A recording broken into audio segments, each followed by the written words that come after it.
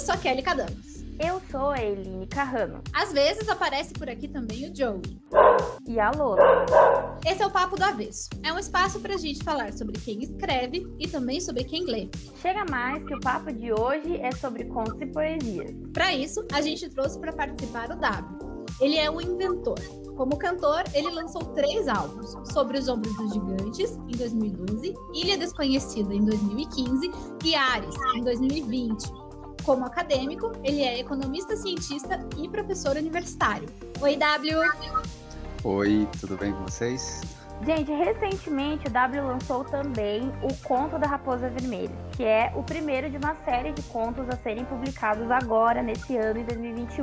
W, primeiro de tudo, seja muito bem-vindo ao Papo do Avesso. É sempre muito bom ter a família presente. Para quem não sabe, o W também é padrinho de casamento da Kelly. Não é um padrão a gente trazer... A gente também... é celebrante junto comigo, verdade. Gente, não é um padrão trazer os padrinhos do casamento da Kelly, que ela tinha muitos mesmo. Então... Em algum momento ia acabar voltando, né? Exatamente, gente. Acho que a gente podia fazer um quadro só com os padrinhos da Kelly em qualquer momento nesse podcast. Eu acho ótimo. É uma ideia. W, conta pra gente como surgiram esses contos que você tá lançando agora em 2021. Perfeito. Primeiro, eu gostaria de agradecer o convite de vocês. Estou bastante feliz de participar e dar um oi aí para todo mundo que está ouvindo. Bom, escrever para mim sempre foi a minha primeira expressão. Quando eu tinha mais ou menos uns 5, 6 anos, eu escrevi o meu primeiro conto, que era O Coelho que Nasceu Quadrado. E foi a partir daí que eu comecei a perceber que poderia me expressar. 6 anos, eu acho que eu não era nem alfabetizada ainda. Eu era, mas eu comia terra. Pois é. E aí a música surgiu no meio do caminho, né? Na realidade, a música é quase um subproduto da poesia, nesse caso, né? Porque é escrevendo que tá a mensagem, aí a música acabou entrando junto. Então, eu não consigo dizer o que veio antes, mas eu sei que a escrita é uma coisa muito importante para mim desde sempre. E eu tenho 33 anos agora, né? E ano passado, quando eu estava lançando meu terceiro álbum, eu pensei, meu Deus, eu sou uma pessoa que gosta tanto de escrever, que nunca publicou um livro. Então, eu sempre escrevi, né, tanto as letras de músicas como contos, e teve um período da minha vida, que foi quando eu estava fazendo o meu doutorado, que eu morei em Londres, na Inglaterra. E foi um período que, para mim, foi, assim, uma imersão total em mim mesmo, né? Pelo isolamento físico e pelo isolamento também, a barreira da língua, né? A saudade do português, a saudade das palavras em português. Eu estava tão envolvido em aprender outra língua que eu me afastei completamente disso. E foi quando eu comecei a escrever esses contos. Então, surgiram nessa época o Conto da Raposa Vermelha, A Grande Marionete, Felicidade Cinza, que foram contos lançados independentemente.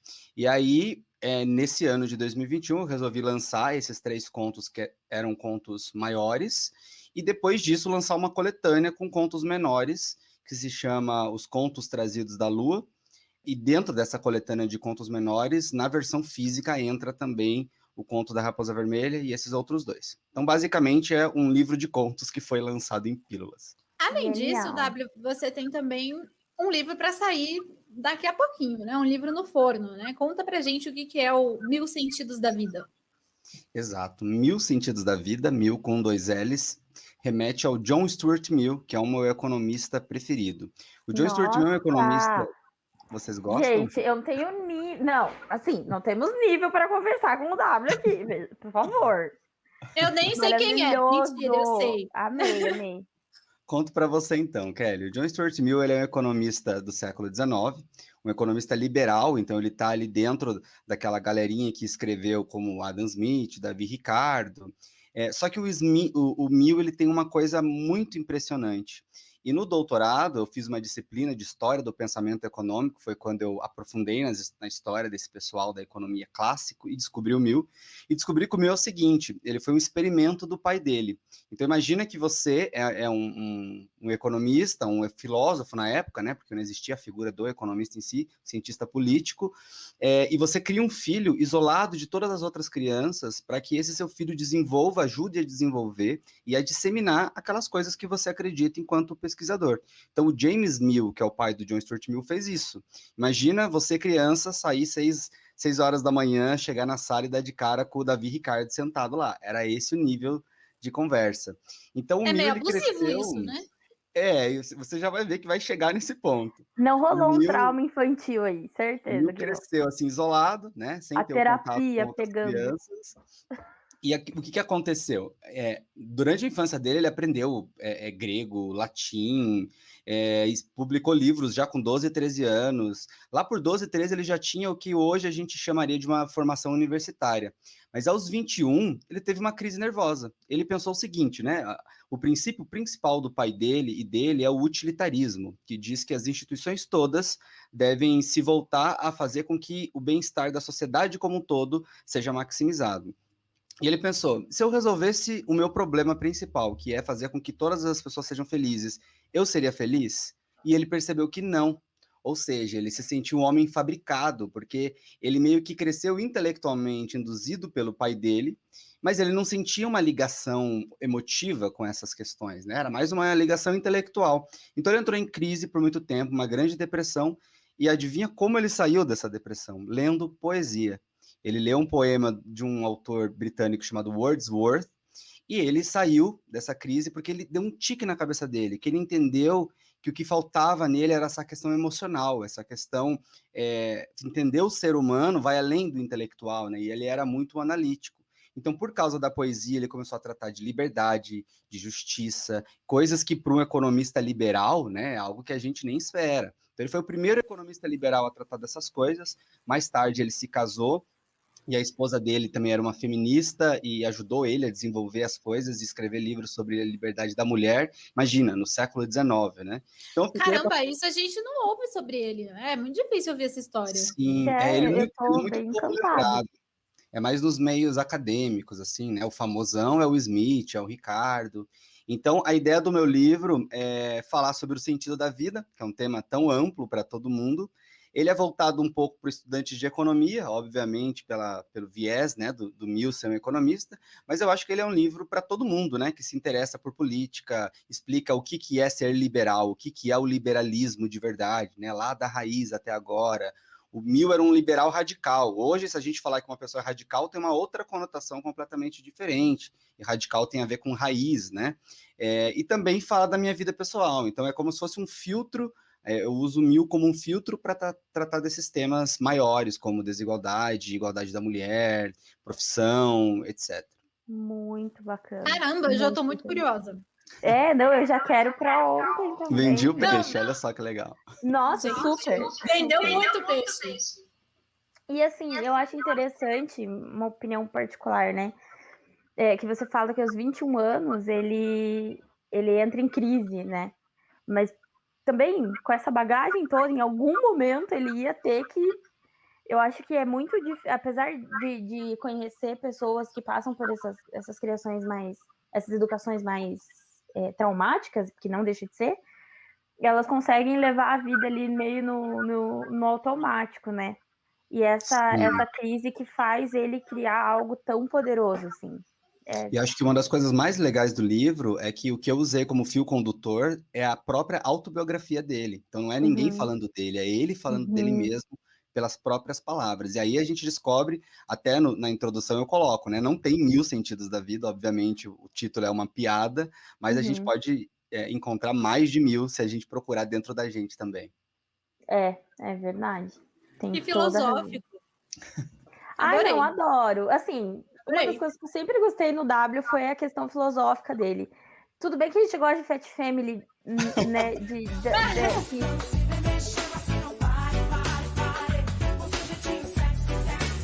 Eu acho que foi um dos melhores grupos do Brasil. Tem coisa mais filosófica que jeito sexy? Não tem. E assim, gente, eu amo Fat Family. Mas assim, realmente, além disso... Eu divido com o W o amor pela Sandy. E pelo Júnior. É verdade, com certeza. E também tem muita filosofia envolvida. Super! Sandy é uma das pessoas mais espiritualmente evoluídas que eu já vi da entrevista, assim. Eu admiro ela pra caramba. Sim, além da questão artística, tirando a Sandy da dupla, né, que a gente consegue enxergar mais Uhum. dela, a gente vê que ela é bem também dessa questão mais existencialista, né? O disco Manuscrito, que é o Sim. primeiro álbum solo dela, deixa isso bem claro, bem forte. É, e Verdade. ela tem uma concepção da saúde mental, assim, muito bacana. Uma pessoa que sempre foi adepta da terapia, que sempre buscou estar mentalmente saudável, assim. Eu gosto muito dela. Não Vamos só como chamar a cantora. Sandy para o podcast, fazer Sandy, o. estamos te esperando. Um beijo, Sandy. Sei que você vai estar ouvindo a Bem, gente, Sandy. né? Com certeza.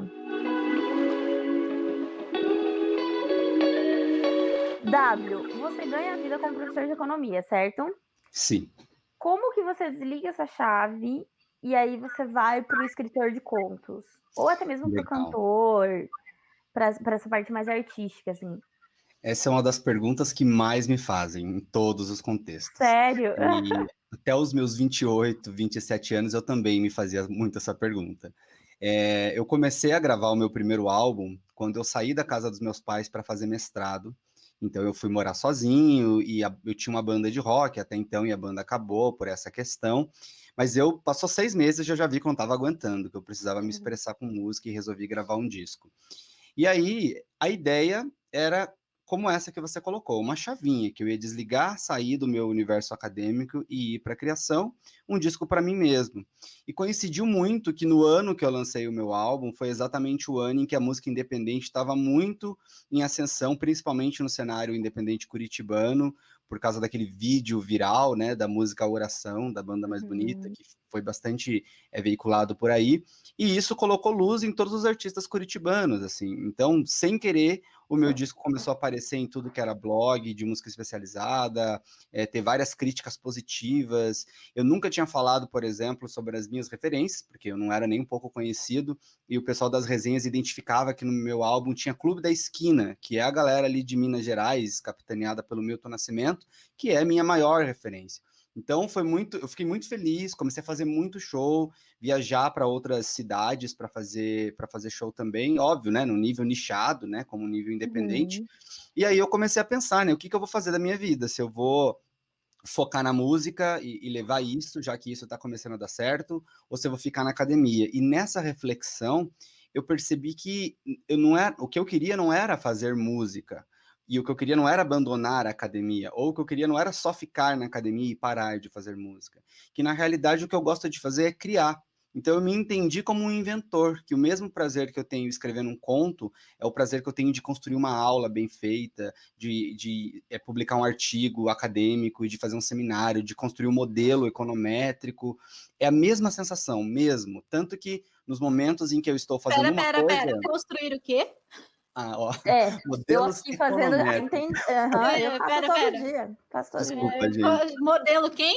É um termo bem específico dos economistas, né? Modelo econométrico. Econometria é uma área da economia que tenta medir coisas e tentar relacionar essas medidas através de equações. Então, você cria modelos com medidas do mundo real. Assim. Então, dá para vir, por exemplo, dá para falar sobre qual que é o efeito o efeito desse documentário que o Regra acabou de tirar, né? O efeito da discriminação do salário pelo fato de ser mulher. Você pode estimar isso, você tiver uma base de dados, né, em números, pode comparar isso controlando as variáveis da educação. As pessoas podem falar, não, as mulheres ganham menos porque são menos educadas. Não, o modelo controla isso e mesmo quando controla, mostra que existe uma discriminação salarial. Então, é bem criativo, né? Porque você pode... Eu fiz um modelo sobre enxaqueca, por exemplo, para saber quais eram os alimentos que tinha maior probabilidade de me dar enxaqueca. Então, eu construí uma base de dados por alguns anos e depois rodei esse modelo. Enfim, eu percebi que a minha diversão estava na criação das coisas. Então, não tem uma chavinha. Óbvio que no momento que eu estou fazendo uma coisa, eu não consigo fazer outra, né? Pela escassez do tempo.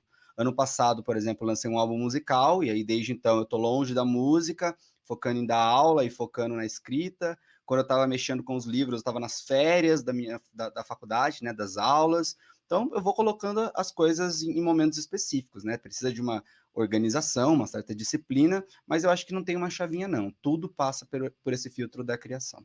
Não, e assim, dar aula é uma arte, né? Porque quanto professor aí que tá na frente aí da classe e não consegue dar aula, não tem esse talento.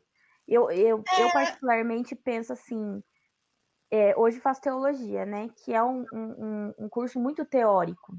E aí eu vejo professores assim, com pós-doc, que não consegue transmitir o conhecimento dele. É uma arte mesmo. E às vezes professores que não têm o mesmo nível de graduação e transmitem muito bem, sabe?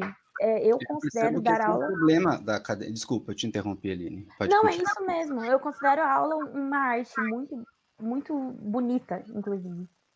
Eu também, né? Eu sempre falo para os meus alunos que sou professor por vocação, porque eu sinto que Uhum. nasci para fazer isso, gosto muito. Não posso afirmar tenho o talento para dar aula, mas eu tenho muitas evidências disso, do que eu ouço dos alunos por Com aí certeza. e dos comentários. Maior E feedback. amo o que eu faço. Assim, todos os dias eu Uhum. acordo e fico muito feliz de ser tão privilegiado, né? De vindo da onde eu vim, poder fazer aquilo que eu estudei para, que é algo que a maior parte dos brasileiros não pode fazer.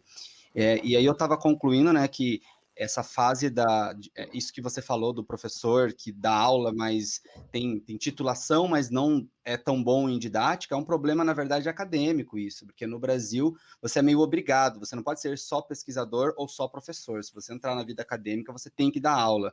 E aí tem pessoas que não estão lá para dar aula, não querem dar aula, então é difícil, assim, a maneira como o sistema está colocado força as pessoas a terem que ser professores quando não querem, e aí isso é um problema. É verdade. Agora, W, você falou, né? Vindo de onde eu vim é um privilégio e tal. E aí eu queria puxar um pouco para esse lado também, porque você tem 33 anos, já é doutor em economia, já passou um ano em Londres, é músico independente, escritor. As pessoas tendem a achar que para você conseguir fazer tudo isso, você vem de uma família rica, que você não precisa trabalhar, que você não precisa se preocupar em ganhar dinheiro. Essa percepção está correta? Essa é uma outra surpresa que também causo, né, nos alunos quando eu conto minha história e tudo. Todos os inícios de aula, antigamente, quando assim, até 2015, quando os alunos tinham nascido nos anos 90, eu chegava em sala de aula, olhavam para minha cara física e comentavam assim: ele parece o Renato Russo. Enquanto a gente não ouvia, né? Parece mesmo. Os alunos acham que o Muito professor de bom. costas não ouve nada. Então, todas as vezes que eu ia começar a E aula, eu começava ouve? com... Oi? E ouve? Oh. Professor Ai, de Deus. costas ouve? Ai, ai, ai, me Ai, ferrei. Deus. E aí, todas as vezes que eu começo as aulas, eu já coloco no primeiro slide a frase disciplina é liberdade, da música Há Tempos, do Legião Urbana. Disciplina é liberdade. Eu acho que esse é o componente que, claro, é dentro desse contexto da piada, né? Mas eu acho que se eu fosse olhar para trás e dizer assim, qual foi o componente que definiu a minha vida, eu acho que seria o fato de ter disciplina. A Kelly conhece um pouco mais da minha história, né? Eu moro na periferia da periferia da periferia, né? Morava na periferia da periferia da periferia. O Brasil é um país periférico, eu morava na periferia do Brasil, que está no sul, na periferia do sul, que é em Fazenda Rio Grande. Então, as chances de eu conseguir me destacar em qualquer coisa eram muito pequenas, muito, muito difíceis. Eu trabalhei por 5 anos como vendedor de autopeças, eu fui padeiro por um tempo, trabalhei em loja de cachaça e de vinho para conseguir pagar minha faculdade, fui bolsista de políticas públicas, que hoje eu defendo muito a existência dessas políticas, justamente porque eu sou a prova de que essas políticas auxiliam. E eu digo isso porque, assim, tem um componente de mérito pessoal, obviamente que tem, né? Eu não posso dizer que, não foi. Tem muitos colegas também, mas eu conheço muita gente que se esforçou tanto quanto eu e até mais e não chegaram lá. Então, esse componente de desigualdade é muito grande. Existe um componente até de sorte, né? Quando a gente faz esses modelos econométricos, esse componente chama de componente aleatório, né? Então, você está no lugar certo, na hora certa e funcionou, né? Eu estava ali na idade de fazer faculdade, no momento em que surgiu uma política que eu pude fazer. Eu fiz mestrado em um momento em que tinha bastante dinheiro na CAPES, e aí houve bolsa, e eu consegui não trabalhar para poder estudar pela primeira vez na minha vida. E desde o mestrado, a minha vida mudou completamente. Então, aí eu consegui focar na arte, eu consegui... Hoje eu me sinto até meio assim, um dia alguém vai descobrir que eu estou ganhando dinheiro feliz, e não pode, né? A gente não pode ganhar dinheiro. É verdade. Então, eu faço dar aula e fazer tudo que eu faço, eu passo os dias estudando, eu faria isso de graça, né? Se eu estivesse trabalhando em outro lugar, eu continuaria tentando fazer essas coisas. Então eu sinto que de alguma maneira eu sou um impostor que está ali ocupando um lugar e um dia alguém vai descobrir. Mas enquanto não descobre, eu vou fazendo. É isso aí. Exato. É como se a gente tivesse que estar sempre produzindo algo que a gente não necessariamente queira, né, para ganhar dinheiro. Ganhar dinheiro fazendo uma coisa que a gente gosta, a gente fica com essa impressão mesmo, do tipo, nossa, alguém vai descobrir e vai acabar com a minha alegria. Exato. Mas aí sabe o que eu acho também? Eu acho assim que. Ai, lá vem a teóloga, né?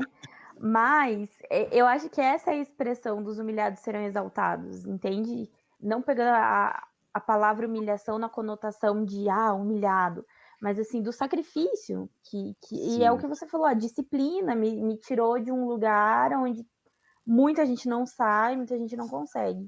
Tem o fator de sorte? Tem o fator de sorte também, mas hoje você poder ser um privilegiado é uma resposta da vida também, né? Sim. Eu vejo dessa forma. De certo modo, é uma inspiração para os outros também, de é possível, viu? Eu tô aqui e eu existir já é uma afronta. Então, isso, para mim, é um prêmio muito grande, tanto pela inspiração quanto pela minha própria vida, que eu sou muito satisfeito. Com certeza, concordo. Assim, o W é uma pessoa, eu acho que ele é a pessoa mais disciplinada que eu conheço na vida, assim. E mais sistemática também. Eu sou sistemática, mas assim, o W supera, assim. Ele acabou de falar que ele fez um modelo econométrico, é isso? Sim. Para saber por que ele tem enxaqueca, gente. Vocês não têm ideia do que é isso, entendeu? Antes da gente entrar no ar aqui, eu tava atrasada, acordei atrasada, daí fui comprar comida atrasada, tudo atrasado. E aí faltava 15 minutos, e o meu marido, que é um dos melhores amigos do W, ele falou assim: você sabe que essa hora o W já tá lá, já entrou na plataforma e tá esperando vocês, né? E aí eu falei: não, ele não entrou porque eu não mandei o link para ele entrar ainda. Ele falou: mas então ele já está com a sua conversa aberta no WhatsApp, olhando e esperando. Mas, gente, eu sou uma pessoa que eu não sou muito disciplinada para absolutamente, assim. Tanto não é que eu falei isso pro Eric também. Eu falei assim: eu sei que o W é pontual, e a primeira coisa que eu fiz quando eu acordei foi mandar mensagem para Eline para ela lembrar que a gente tinha gravação hoje. Sim. Não, mas eu sabia porque eu anotei, entendeu? Entendi. E eu sou essa pessoa, se eu não anotar, eu vou esquecer. Então, e é o que eu sempre falo para as pessoas, gente, às vezes eu estou aqui olhando para você e fazendo positivo com a cabeça, mas eu não estou te ouvindo, porque eu sou essa pessoa. E aí, eu vou do lado oposto, eu faço as coisas acontecerem no meu caos, assim, que é o oposto da Kelly, que ela tem as coisas mais sob controle, assim. Mas eu entendo, eu como desorganizada, entendo que a organização produz melhor. Então eu tenho tentado trazer isso para minha vida. Até para os ouvintes aí, né, que a disciplina não é também uma habilidade inata, né, a pessoa nasce, eu acho que é uma questão de competência de desenvolver. Sinceramente, não tem como a gente isolar o efeito de como eu adquiri disciplina, eu não acho que sempre fui disciplinado, eu sempre fui muito curioso, né, descobrir coisas, então o fato de ficar assim em cima de uma coisa com muito foco, essa é uma habilidade que eu sempre tive. Mas a disciplina eu acho que eu adquiri por causa das enxaquecas, porque eu tenho dor de cabeça todos os dias, e se eu não me organizo para fazer tudo, entregar tudo no prazo, e eu tendo a abraçar tudo e dizer sim para tudo, né, eu não consigo dar conta das coisas. Então, pouco é competência mesmo. É muito difícil aqui. É muito difícil. Não, assim, uma coisa importante para dizer aqui também para os ouvintes que não estão entendendo nosso nível de intimidade, o Eric, que é o marido da Kelly, fui padrinho do casamento dos dois, é um dos meus melhores amigos, e ele sempre diz que eu e a Kelly somos muito parecidos. É verdade. Eu devia ter casado com o W. Entendeu? E eu sou muito, muito parecida com o Eric, porque o Eric ele tem a mesma concepção que a minha. Vai dar certo.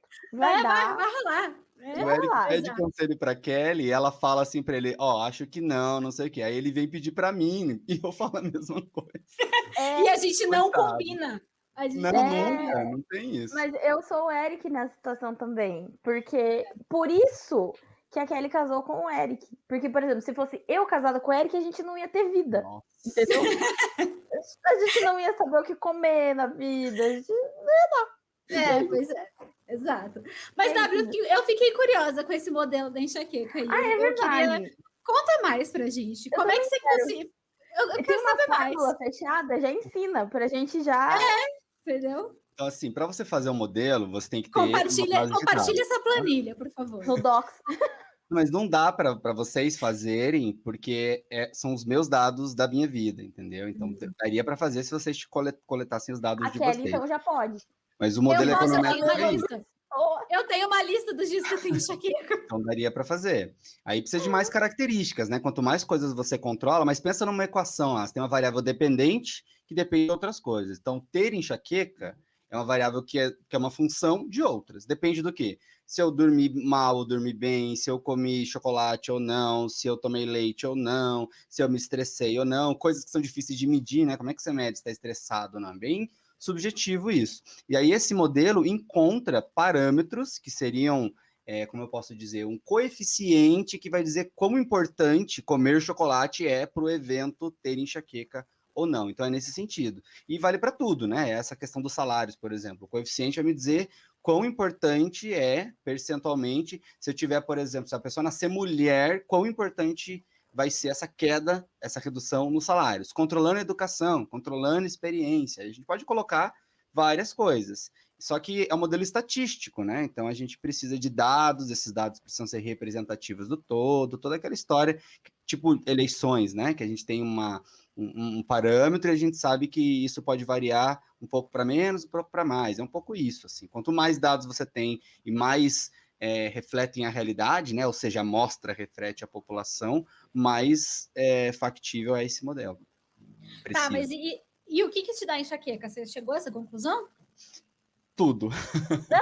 Peguei. Então, com o Ai, que modelo, maravilhoso!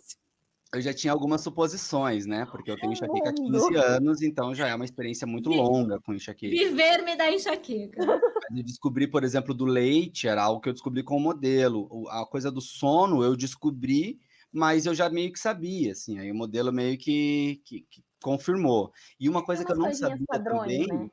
que é o fato de eu ter tomado o remédio ontem, faz com que eu tenha enxaqueca hoje. Ou seja, por causa do modelo, eu descobri que tem um componente de vício do remédio, é inercial. Então, se eu tomo um remédio dentro de um intervalo menor do que 5 dias, meio que no outro dia eu tenho enxaqueca para pedir o remédio. Então, eu fiz um experimento de ficar sem tomar o remédio por um dia total, ter enxaqueca. Então, as minhas enxaquecas duram assim de 15 a 25 horas se eu não tomar nada, e é absurdo, de bater a cabeça na parede. Mas quando eu consigo resistir e fazer isso, e quando eu tinha alguém que me ajudava que eu podia fazer isso, agora eu sou um divorciado, então eu não posso me dar ao luxo de fazer isso. Quando eu fazia isso, eu percebi que as enxaquecas seguintes ficavam mais leves. Então, é uma evidência que eu levo para os médicos, porque eu chego, os médicos não sabem mais o que fazer comigo, já testaram todos os remédios tradicionais, e aí eles acham super interessante chegar um cientista lá, né? Nossa, e agora eu tô curiosa. Agora eu tô curiosa porque, assim, eu tenho cólicas todo mês, assim, menstruais. A Kelly sabe, deu, assim, ficar imprestável, da claridade realmente me fazer mal, essa coisa toda. E eu sou um ser humano que eu sei que ninguém gosta de sentir dor, né? Mas eu vou num nível muito maior. Eu tomo um remédio assim, de pós-operatório, entendeu? Não, a Eline me mandou tomar 2 remédios no meu pós-operatório. Eu sou essa pessoa. O médico mandou tomar um, já toma logo 2, amiga. Eu sou esse ser humano. Gente, sem brincadeira, eu já tomei 8 ibuprofenos num dia por causa dessa cólica. Assim, isso aí eu me identifico. E aí eu não sei até que ponto é a cólica ou até que ponto é o medo de sentir a dor, entendeu? Então, eu vou fazer esse teste. Assim. O ponto é, como é que você mede o medo de sentir a dor? Isso não tem como medir. Vai ter que achar uma maneira subjetiva de encontrar para medir esse nível de medo de sentir a dor. Esse é o problema na economia, né? Que a coisa com as pessoas é difícil a gente medir comportamento. Nossa, mas assim, eu já tive níveis de ficar internada tomando remédio na veia para dor, assim, porque eu realmente tenho ovários policistos, então quem tem sabe que é uma coisa assim que não é fácil, e eu optei por não tratar com nenhum tipo de hormônio, então eu meio que encaro na raça, assim. Então, cara, são dores, mas eu vou fazer esse teste. Vou ir para sua casa, dados, a gente colabora. Faz uma planilha e coloca assim, como que vai ficar essa planilha? 1, 2, 3, 4, 5 são os dias, né? Então, a primeira variável seria tive cólica.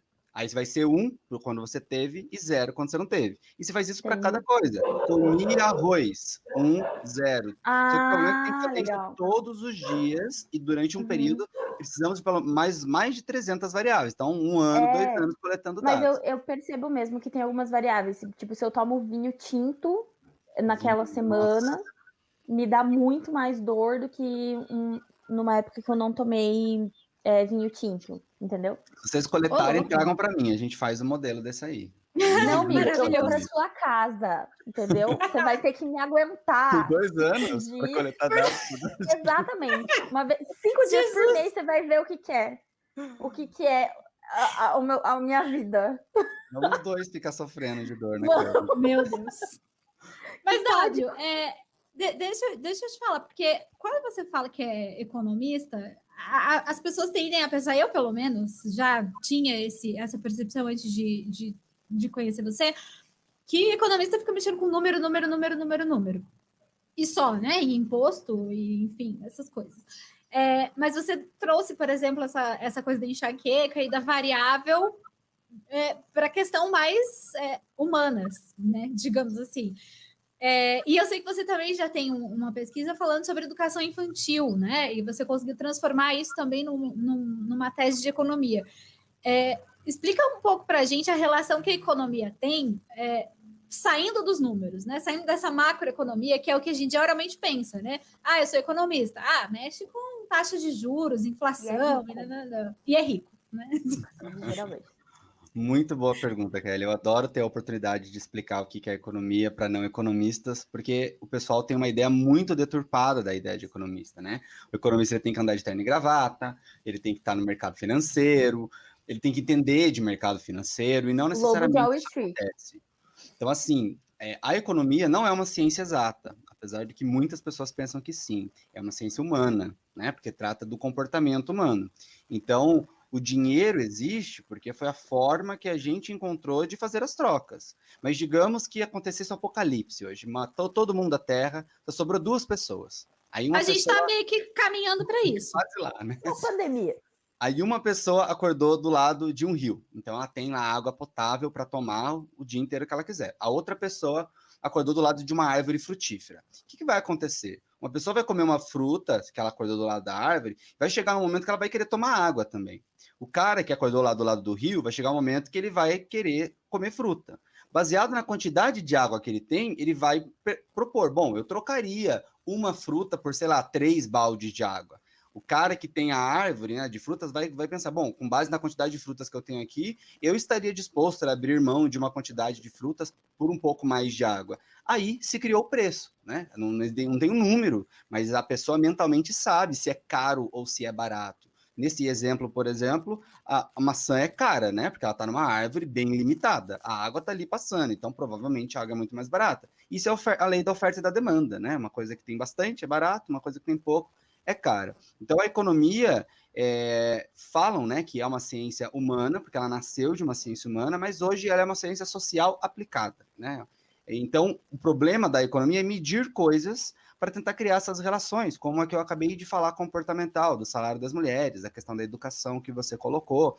A grande questão é que é difícil de medir essas coisas, então a gente precisa de ferramentas estatísticas e ferramentas matemáticas. Então a grande questão é que o economista, ele tem sim uma base matemática e estatística muito forte, porque ele precisa, mas eu, por exemplo, se falarem para mim, aprove esse teorema matemático, não tenho a menor ideia como é que prova. Eu uso aquele teorema. Eu uso aquela questão estatística, mas eu não sei a fundo como um estatístico saberia, ou como um matemático saberia. E é uma das coisas mais legais da economia, né? Porque o cara tem que entender de história, ele tem que entender de macroeconomia, como você colocou, tem a microeconomia, que é a economia micro, do comportamento das pessoas, como as pessoas se comportam para sei lá, fazer as suas escolhas de acordo com aquela dotação de coisas, de fatores que elas têm, né? Isso tudo é comportamento. Então, isso é microeconomia. Mas a economia é muito ampla. E aí, o mercado financeiro é uma área diferente, setor público é outra área, história é outra área, contabilidade social é outra área. E uma outra história é o pessoal que confunde economista com contador. Gente, quer ver um economista bravo, é fazer essa comparação com o contador ou com o administrador. Você pode fazer o meu imposto de renda? Exatamente. É esse tipo de coisa que o pessoal fala. Mas não, daí é completamente diferente. Mas assim, não só pensando que é uma área muito de exatas, obviamente, mas está totalmente vinculada a humanas, né? Sim. É É por isso que às comportamento, como é vezes. que você mede, né? Sim, e é por isso que às vezes eu acho que é muito difícil a gente taxar, não, isso é humanas, isso é exatas, como existe essa divisão, porque às vezes algumas áreas de humanas também precisam muito das exatas. Então a Exato. coisa está muito misturada, assim, né? Bem Sim. interessante essa explicação mesmo. Para mim é muito importante. Além de tudo isso, de não fazer imposto de renda, de ser um economista, você também é compositor. Aonde que surge inspiração? Tempo eu já imagino que temos uma tabela aí, né?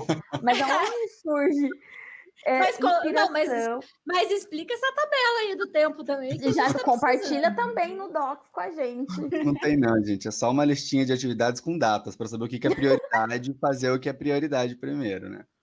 A Kelly Aqui, viu. ó. Aí, A ó. Kelly fez. Exatamente. Exatamente. Exatamente. Gente.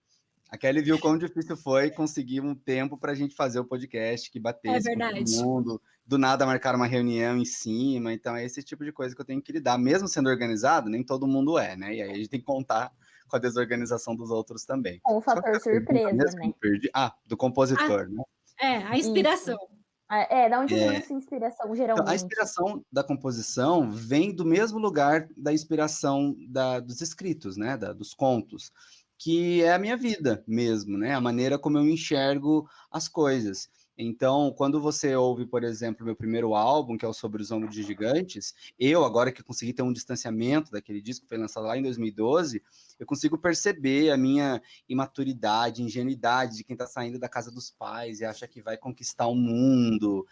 Naquele momento eu tinha um amigo que estava prestes a falecer, assim, ele estava com uma doença terminal e foi super difícil porque ele era guitarrista da banda e meu melhor amigo de infância. Então tá introjetado naquelas letras aquela maneira de tentar controlar as coisas e aquilo escorrer pelas suas mãos. Eu me percebo quase como uma terapia, sabe? A maneira de escrever para mim é uma terapia. Tanto que quando eu começo a escrever um conto, eu não sei aonde ele vai terminar. Isso pode ser até ruim de confessar, né? Porque os escritores fazem uma estrutura, eles pensam. Não faço nada disso, eu não sei aonde vai dar. Quando um conto termina, que eu releio, eu leio como se estivesse escrito por uma outra pessoa, e aí alguém vem e me conta assim, eu interpretei seu livro desta maneira. Eu fico, nossa, que engraçado, eu achava que era isso, sabe? As pessoas dizem para mim, eu aprendo sobre mim mesmo a partir dessas coisas. E aí eu fui fazer análise e a psicóloga disse para mim, nossa, eu não posso dizer que você não precisa de análise, porque disso depende do meu emprego, mas o que você faz já é isso, né? Uhum. Você registrar a sua vida de uma maneira tão intuitiva, porque não é cerebral. Eu não falo, vou fazer uma música sobre. Então eu sentei um dia e fiz uma música que se chamava Quando Eu Tiver 70 Anos, que é uma das que o pessoal mais conhece. Como vou viver quando eu tiver 70 anos? Se eu nem sei se tanta vida terei pra viver. Imagino a minha barba branca e bem comprida, trabalhando atrás da máquina de escrever. E aí eu simplesmente sentei, em 10 minutos saiu, pluf. Quando eu fui ler e ouvi o negócio, falei, nossa, que coisa estranha, né? Nossa, eu não lembrava. Eu não uso essa palavra aqui, sabe? Uma coisa quase que parece que uma catarse Quase de um outro Chico lugar. Xavier, assim. Exato. Mas eu tenho total essa teoria, que existem coisas Muita que eu gente escrevo fala que isso. não era eu. Muita gente fala isso para mim, que tem uma inspiração de fora. Uhum. Eu não acredito e nem desacredito, assim. Eu só não quero entender, porque deixa, já que tá funcionando, deixa vir, né? O time que tá ganhando não se mexe. Não, assim, mas eu tenho total essa teoria, porque assim como o W fala, eu leio coisas que eu escrevi em um determinado momento e eu falo, meu, eu nem lembrava de ter escrito, ou como que saiu isso aqui. Gente, eu acho que a energia... Tem assim, tem Desculpa, estava sendo um avião aqui, vamos esperar ele passar. Não, tudo bem. Tem a resposta mística, né? Que você pode ligar para uma questão espiritual e tal, mas eu acho que assim, nem indo para esse lado. A questão psicológica mesmo. Nosso subconsciente está lá, vendo tudo que a gente faz, sentindo e absorvendo, e aquilo que a gente não resolve fica lá escondido. Então, acho que essas coisas emergem. Então, para mim, o escrever músicas e escrever contos é como se fossem os meus sonhos emergindo. É por isso que está num lugar tão especial. E quando as pessoas assistem um show meu, e eu sempre digo, sem nenhuma falsa modéstia, eu não me considero cantor, eu não me considero músico. Tudo que eu faço é de maneira mais intuitiva. Sou estudioso dessas coisas, então tento melhorar, tento aprender, tento estar cada vez melhor, mas eu não sou um profissional no sentido de formação. Agora, quem vai no show, sim, eu não sei se a Kelly já foi alguma vez, mas ao final do show é aquela fila de pessoas querendo falar comigo, me agradecer, chorando, assim, é um contato pessoal muito forte. E eu só posso agradecer, né, de me sentir que a maneira como eu escrevo é um cara que não se compreende, que se sente diferente e excluído de tudo e diferente de todo mundo. E aí tem um monte de gente que se sente excluída e diferente de todo mundo e vem falar para você, olha, você fez isso para mim, você escreveu e eu consegui me sentir melhor com isso. Ou a pessoa entra em depressão, já aconteceu isso também. Jesus! Entrar em contato com questões que ela não para pensar muito, e aí ela saiu pensativa, assim, tipo, com o olho desse tamanho. Teve gente que chegou para mim, pegou uma corda de guitarra do chão, e aí na hora lá daquele finalzinho que as pessoas falam, mandou para mim, W, essa aqui é a corda que estourou, eu vou guardar. E saiu, assim, tipo, e eu fiquei assustado, assim, sabe? Criou uma Caraca! relação com aquele momento ali. E é lindo, né? É assustador. Mas Às vezes, eu acho que é o seu papel como artista, né? A provocação, exato. realmente. É maravilhoso isso. E qual que é a diferença da entre escrever uma música e escrever um conto? Olha, eu não sei se tem uma diferença da matéria-prima. Eu acho que é sentar e fazer, né? A coisa da transpiração que falam por aí, né? Sentar e construir. Tem a inspiração, você tem que estar com aquilo ali, você tem que estar disponível. Então, não é sentar e fazer uma música, né? Esses dias, por exemplo, faz tempo que eu não componho, estava passando aspirador de pó, limpando a casa, e de repente me veio uma frase melódica, assim. Eu tive que parar naquele momento e fiz uma música para o meu sobrinho, que tinha nascido num ano em que meu pai perdeu 2 irmãos por causa da Covid. Então, me vê essa história do tempo, que é a mesma variável que leva as pessoas, traz as pessoas. E parece que para você ter, você tem que abrir mão de alguma coisa. E aí eu já sentei e fiz uma música sobre isso, assim. Então, você tem que estar disponível. Para o conto, a mesma coisa. Você tem que parar e ter um tempo para fazer aquilo. Agora, a diferença, eu não sei, porque cada vez é diferente. Eu não consigo, e nem quero, na verdade, sistematizar isso. Já sou tão sistemático na vida, né? Eu tento deixar essa uma variável livre, assim, que vem quando precisa vir. Mas você sabe, por exemplo, quando você compõe uma música, você já vem a melodia na sua cabeça, então. Às vezes, essa dos 70 anos, por exemplo, eu peguei o violão primeiro, aí eu eu fico brincando com o violão, às vezes eu vou ensaiar uma outra música que já existe, por exemplo, e quando eu vejo que saiu uma coisa nova, isso é legal. Aí eu pego e gravo aquele trecho, aquele pedaço, já vem com uma melodiazinha, já vem com uma letra, às vezes eu termino uma sentada só. Teve um caso curioso desse ano que o meu amigo faleceu. A história é triste, mas não é triste não, tá, gente? Não vamos baixar o clima aí não, eu conto com tranquilidade. Eu fiz uma música que eu não tinha entendido do que se tratava, isso às vezes acontece, tem frase, tem letra e tudo, e eu gravei no meu celular, e gravei o nome assim, Flores de Outubro, isso era janeiro de 2013, beleza. Queria te contar que sem você no mundo eu tenho só meu violão e nem tudo que sai de mim vai transformar em som as coisas que me doem por esses dias de trovão. Meu amigo estava muito doente. Os médicos tinham me falado que ele iria falecer assim nas próximas semanas, meses no máximo, porque estava muito mal, estava muito magro e tal. E aí, chegou abril, junho, ele começou a inchar. Eu achei que era uma melhora, todo mundo achou que era uma melhora, e de repente o inchaço começou a passar do normal Então a gente viu que a situação dele realmente estava muito ruim. E lá por junho, nesse desespero de conflito, eu fui ouvir essas gravações e encontrei essa gravação e percebi que a letra estava falando exatamente disso, esse meu medo de assumir que queria que meu amigo fosse embora logo, porque ele estava sofrendo demais, mas por outro lado você está desejando a morte de alguém, então eu estava em conflito com aquele sentimento. E o nome da música, Flores de Outubro. Terminei a música, porque entendi do que se tratava, adivinha o que aconteceu? Ele faleceu exatamente em outubro daquele ano, como a letra dizia. Eu contei para algumas pessoas naquela época, eu falei, se eu mudar, eu sei que eu mudei, então grava aí, porque eu não vou achar que tô louco depois. E foi exatamente o que aconteceu. Coincidência ou não, foi exatamente o que aconteceu. Nossa, que forte. Eu Não sou é? mística. Eu sou uma pessoa mística. Eu acredito total, assim, nessas coisas. Aí eu falo que não De sou, eu falo que verdade. sou cientista, mas eu acredito em mapa astral, fico falando de signo, então eu tenho Nossa, uma doideira. super, super. Eu Ah, mas sou o mapa astral é uma ciência. Não É é, né? lógico, exatamente, exatamente. E eu sou a pessoa que cria discípulos, entendeu? Tipo, a pessoa não acreditava em signo, Exato, eu vou até exato, ela acreditar, entendeu? exato. A gente Que não é prova, criar né? discípulos, não era assim que Jesus fazia, né? Mas comigo é pé na porta. Ele era muito calmo. Exato. Não sei se eu respondi tua pergunta, Kelly, que eu acho que eu me perdi no meio do Respondeu, caminho. não, respondeu, tá Respondeu. ótimo. Tá bom.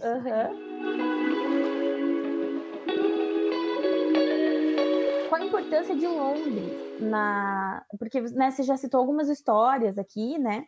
Mas eu acho que Londres realmente deve ter sido uma fase marcante, como você falou, até pela questão da língua. Qual a influência que ela teve na sua arte? E já vou emendar outra pergunta. Qual é a sua palavra favorita em português? Porque você sentiu tanta falta, assim, porque a minha palavra favorita em português é eita. Porque é uma palavra única. Você pode usar em qualquer situação. Eita. Entendeu? Eita é bom. Eita, que é uma expressão em português que você encaixa em qualquer coisa. É o creme de leite da língua portuguesa. Que melhora toda a situação. É o orégano, né? Que melhora toda a situação da língua. Então, assim, Eu pra vou você. começar com a palavra, porque já é mais pensado isso, sem querer, né? E são palavras proparoxítonas. Isso não tem lá a entonação, sabe? Âmago, âmbar, Sério? sabe? Coisas Sério? assim. A entonação não é tão importante, ela tá na frase, aí, mas não é um acento, né? Não tem um acento. Aham. A gente tem o âmago. Olha que coisa mais, sabe? E para eles, ler âmago ou amago tanto faz, né? Então, quando um estrangeiro está aprendendo português, o acento tem que ser uma coisa que tem que ficar forçando, porque não é natural para eles. Então, eu acho que é o que eu senti melhor. Mas dizem que o português é cantado, né? É isso que eles acham, que a gente fala tudo cantado. Ah, A não, minha Ah, mãe mas é fala, que o sotaque de Londres é muito, né? eu acho Não lindo. sei. é Eu plano, acho né? Também. lindo. Não, eu lindo. acho maravilhoso, mas é Eu uma acho. outra pegada mesmo. Mas a minha mãe, por exemplo, você vai perguntar para um britânico alguma coisa, vai dizer, what? Minha mãe, o quê? Né? Tipo assim, É o quê? o próprio Eric fala, assim, né? Cheio de agudos no final, assim, Sim, quando tá. A gente tem uma coisa melódica. Mas a sim. importância de Londres, toda a importância, eu até vou ligar com uma mapa astral aqui daqui a pouco, tá? Para felicidade de vocês. Oba! Eu acho que eu sou um antes e um depois dessa viagem. Foi uma contribuição além da contribuição acadêmica, foi pessoal.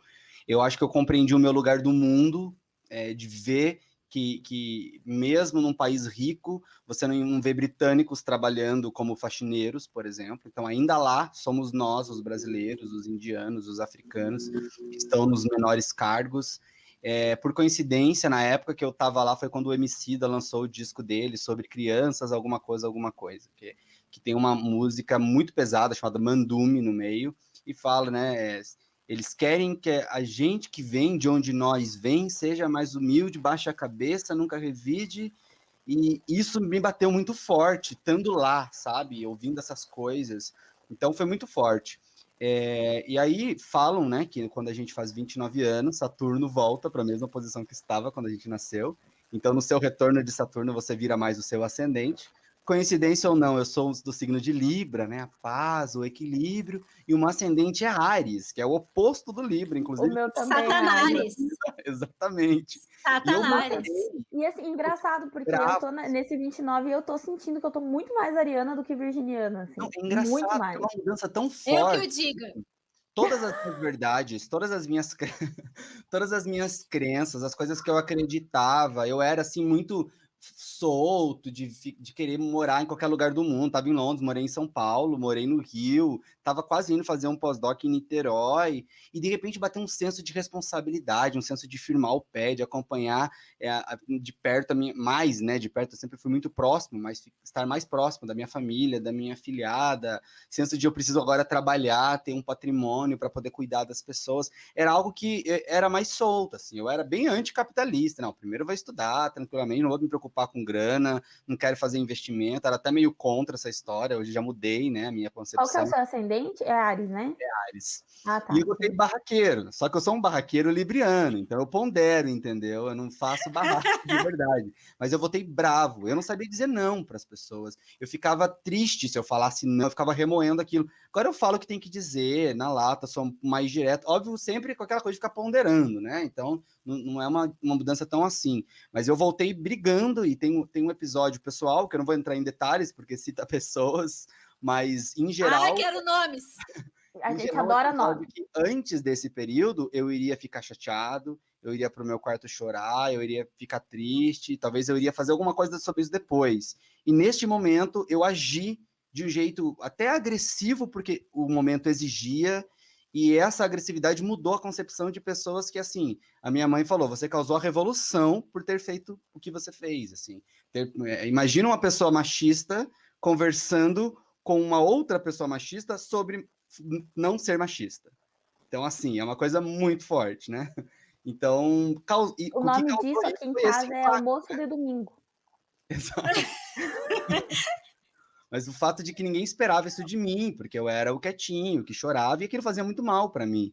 Hoje não, é claro que ainda engulo muita coisa, né? Tudo é relativizado, mas eu acho que eu tô mais pé no chão, mais maduro, continuo muito ingênuo, mas quando eu ouço meu primeiro álbum, eu vejo que eu era muito mais ingênuo. Mas você sabe que, você falando disso agora, ascendente e tal, eu reparei uma coisa muito parecida também, né? Porque eu sou peixes, e aí eu sempre fui essa pessoa mais, né, cabeça na lua, e isso se reflete, inclusive, nas crônicas, né? Na minha forma de escrever e tal. Sempre tive essa pegada mais, assim, né? Cabeça no mundo da lua, se distrair no meio da conversa, assim, a mente voar. Sempre tive muito disso. E de uns tempos para cá, eu já estou mais organizada, já, né? Mais planilha, mais pé no chão, assim, umas coisas mais, né? Já mudei um pouco isso. O meu ascendente é Capricórnio, eu não tenho a mínima ideia do que isso quer dizer, mas assim, eu notei, eu atribuía isso a estar ficando velha, né? Velha e ranzinza. Mas, assim, pode ser que tenha a ver um pouco com isso também. Mas eu acho que pega um pouco a questão do signo, sim, mas eu concordo também um pouco com a Kelly. Eu acho a maturidade exige da gente algumas coisas. Já não dá mais para você living la vida louca. Algumas coisas vão ter que entrar numa tabela, algumas coisas você vai ter que organizar. É bem. E isso é uma coisa que eu venho. Eu tô com 29 agora, eu faço 30 agora em setembro, né? Mas essa fase dos 29 é um limbo muito grande, e a idade dos 30 anos é um limbo muito grande. Porque é isso aí que a Sandy diz. Eu sou muito jovem para algumas coisas e eu sou muito velha para outras coisas. Sou jovem pra ser velha e velha pra ser jovem. E é isso, eu ainda consigo passar a noite tomando cerveja, mas eu já não encaro as ressacas como ele, entendeu? Eu não tive essa fase de jovem, sabe? Então eu acho que agora eu tô me permitindo. Eu pensei, pô, eu sempre fui muito exagerado, né? Eu acho que a vida sempre vai dar errado, eu vou morrer amanhã, eu tenho que fazer tudo hoje. E aí, de repente eu falei, nossa, eu tenho 32 anos, né? Eu tinha 29, né, na época, terminei meu doutorado. Nossa, sabe? Isso é muito raro. As pessoas vão parar para pensar em doutorado com 40, 50 anos. Então, agora eu acho que dá para eu relaxar, assim. Eu acho que eu relaxei um pouco mais, no sentido de que eu estou publicando os livros, fazendo música. Tem duas coisas que eu gostaria de falar, para não perder o fio da meada. Uma que respondendo um exemplo mais do que a Kelly tinha perguntado sobre a relação da música com a vida, o disco que eu lancei ano passado chama Ares. Só que é Ares do deus da guerra, né? Que é aquele deus impulsivo, belicoso e briga por aquilo que ele quer. E o disco é exatamente sobre isso, né? Essa fase de que todo mundo tem um lado Ares, um lado mal e um lado bom, não existe as duas coisas, né? E a outra coisa é a minha visão científica sobre a questão dos signos, que sempre entra em conflito, a galerinha mais xiita não vai concordar comigo, mas a primeira coisa assim, no século XVIII para o XIX, se eu falasse para você, existe a chance de uma coisa estar aqui e do nada ela estar aqui, ao mesmo tempo. As pessoas dizem, loucura, a lei da física não permite isso. Aí veio a física quântica, em que é possível ter elétrons numa coisa e na outra, e muda completamente a noção científica que a gente tem. Então isso me traz a ideia de que o nosso conhecimento é muito pouco. Existe muitas coisas além do que a gente não domina, e aí supor que a possibilidade da massa de planetas não influenciarem o estado que você estava quando nasceu, eu acho que eu não nego essa hipótese, eu não digo que ela é verdadeira, mas eu não nego, porque é muito forte negar. E a outra coisa digamos que signo esteja errado. Só o fato da gente estar lá lendo o mapa astral e se analisando e querendo melhorar como pessoa, eu acho que isso já é uma coisa boa, né? Pode Com ser da certeza. idade, que a gente ficou mais maduro também, mas e se não for? Eu tô analisando, nossa, eu sou uma pessoa impulsiva mesmo, né? Então acho que é melhor eu controlar isso. Eu sou meio grosso com as pessoas, então talvez é melhor eu controlar isso. É legal se fazer isso como uma maneira de melhorar como ser humano, né? Eu concordo. E ir contra essa coisa do me perdoa, é porque eu sou de Áries. Não! A gente evolui do mesmo jeito, Não, tá? exatamente, não é desculpa. Que bom que você Meu, sabe que é diário, então trata de melhorar, né? ótimo. Então vamos Então melhorar vamos melhorar esse aí. E Escorpianos, olha, isso é pra vocês também.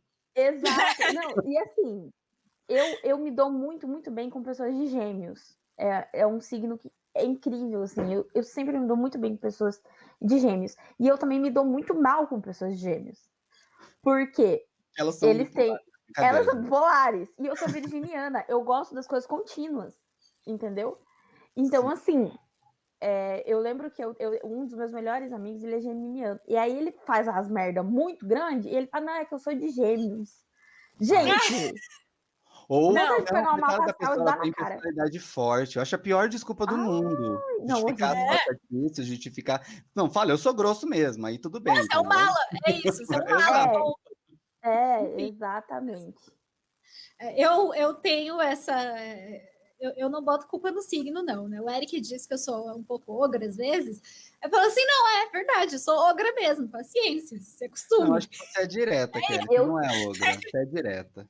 Você tem mas delicadeza para algumas coisas. Mas é que o Eric é uma pessoa muito magoada, entendeu? E aí ele Sensível. sofre. Ele é muito sensível. É, Às vezes ele sofre, porque eu sou mais papum, assim, entendeu? É. E aí ele mas dá uma. isso, no meu caso, que eu sou uma pessoa muito direta também para as coisas, eu me dou muito bem com a Kelly por isso, porque a gente não fica dando grandes Tem um voltas para fazer. joguinho, né? Assim, Eu também não. odeio joguinho. A Fala, gente, ó, tá Amiga, ruim, para, tá bom. tá feio. Exatamente. Tá E agora a gente tá feio, trabalhando chega. juntas. Então isso simplifica muito o trabalho. Ó, Sim. tá ruim, tá bom, beijo, tchau. Entendeu? Mas e eu acho também que isso é uma coisa do brasileiro. Porque eu trabalhei muitos anos com estrangeiros, e os estrangeiros são muito mais diretos. Na psicologia a gente chama isso de assertivos, né? Então, assim, são pessoas que falam, ó, isso aqui tá bom, isso aqui tá ruim, beijo, tchau. O brasileiro, ele precisa, olha, não querendo te ofender, né, mas isso aqui tá uma bosta, entendeu? Isso quando O fala brasileiro, que tá uma ele... bosta, né? Que o ruim é quando a pessoa não tem coragem de falar que tá. Fala que tá bom. Eu tenho uma amiga que sempre que ela vai fazer uma crítica, ela fala assim, não, tá bem legal, mas... Quando veio mais, acabou. Tudo Tá que bem vale legal. é depois do mais. Sim, Mas- então, zero assertividade. E eu lembro quando eu tava isso. fazendo psicologia interpessoal na faculdade, e o meu professor de psicologia interpessoal, que inclusive um beijo pra ele, meu orientador de TCC agora, ele O que te falou reprovou? Não. tá. Esse me passou. Mas Aquela também que não é, expõe, né? não é um dos meus maiores fãs, né? Mas um abraço, professor Márcio. E aí o que acontece? Ele é uma pessoa muito assertiva, sabe? E aí ele dando aula sobre isso, e aí era ele, todinho ali. E aí eu era uma pessoa que eu falava, meu, as pessoas não podem ser tão diretas como eu sou, né? Eu preciso ser um pouco menos. E eu falei, meu, isso não é um defeito, eu corto o caminho. Exato, né? nossa, Vale o sem equilíbrio, paciência. né? Assim, Zero. Sem tempo, você não vai irmão. falar para uma pessoa que fez dieta e não emagreceu que ela tá gorda, né? Você Não, tem um. lógico, bom sim. Não, mas aí é uma questão, né, de dane-se se a pessoa tá gorda ou tá magra, né? Cada um, seu cada um. Bom senso. Mas assim, sem tempo, irmão. Vamos lá, meu tempo Não, é às vezes, assim, dinheiro. a pessoa que pergunta, sabe? A pessoa perguntou, ela fez dieta, sim. você acha que eu emagreci? Sabe? Você tá Existe um lugar aí. É hipócrita, É que aí- mas eu acho que a gente precisa ser um pouco hipócrita às vezes. Mas aí eu tenho um Sim. problema que eu não consigo ser hipócrita, entendeu? Mesmo que eu Mas diga não mentir, não mentir. eu fico, Mas- sabe? A pessoa sabe que eu não Aham. tô Mas ontem eu tava. Olha que engraçado. Ontem eu tava vendo o. Ai, eu esqueci o nome dele. É Vitor. É do Metaforando, sabe? Do canal Sei. Metaforando. E Maravilhoso. aí ele falou assim. Como? Ele é maravilhoso. Ele é maravilhoso. Eu esqueci. Ai, mil perdões. Eu amo o Metaforando, só que agora me deu um branco. E aí, ontem ele tava falando assim que a mentira é uma necessidade social. Não, Então a sim. gente não pode condenar a mentira Exato. 100%. Porque Quem diz que não mente, você desconfia, né? Sim, e É. assim, é uma necessidade social, porque existem coisas que você não pode falar para as pessoas, assim, você não pode destruir os sonhos das pessoas dessa forma. Sim. E agora, a Mas dá esperança assertividade, também, tem uma responsabilidade aí, né? exatamente, claro. Mas assim, eu acho que a assertividade, ela é uma coisa muito. A gente não está preparado para isso, a gente não foi ensinado para isso. Os A britânicos são mais assim. A Jojo É. Prazer, uma vez ela falou assim, que ela ficava impressionada como as pessoas não aceitavam a frase porque eu não quero. Você sempre tem que justificar as suas escolhas. O eu Eu não não quero, justifico. ou porque eu quero, ou porque eu não quero, nunca é aceito limpo. E eu comecei a testar isso com as pessoas. Gente, as pessoas ficam transtornadas. Tipo, não quero. Acabou. Ponto. Ponto. É isso que eu tô exercitando após os 30, gente. Precisa. Porque a Gente, gente faz é muita isso coisa que a mesmo. gente não quer por causa dos outros, né? Assim. Sim. Exato. Ou assim, tipo, por que você. Eu lembro que aconteceu uma situação comigo. Por que você não faz tal coisa no seu carro? Eu falei, porque eu não quero. Não, mas por quê? Porque grossa. eu não quero. quero. Que grossa. Não é grossa. É simples. Não, É isso mesmo. isso. Não, às vezes, eu lembro quando eu voltei de viagem da lua de mel e alguém me perguntou: Nossa, por que você comprou esse negócio? Eu falei: Ué, eu tava na Europa, eu tinha euro, eu quis comprar, eu comprei. Eu tinha euro, é maravilhoso.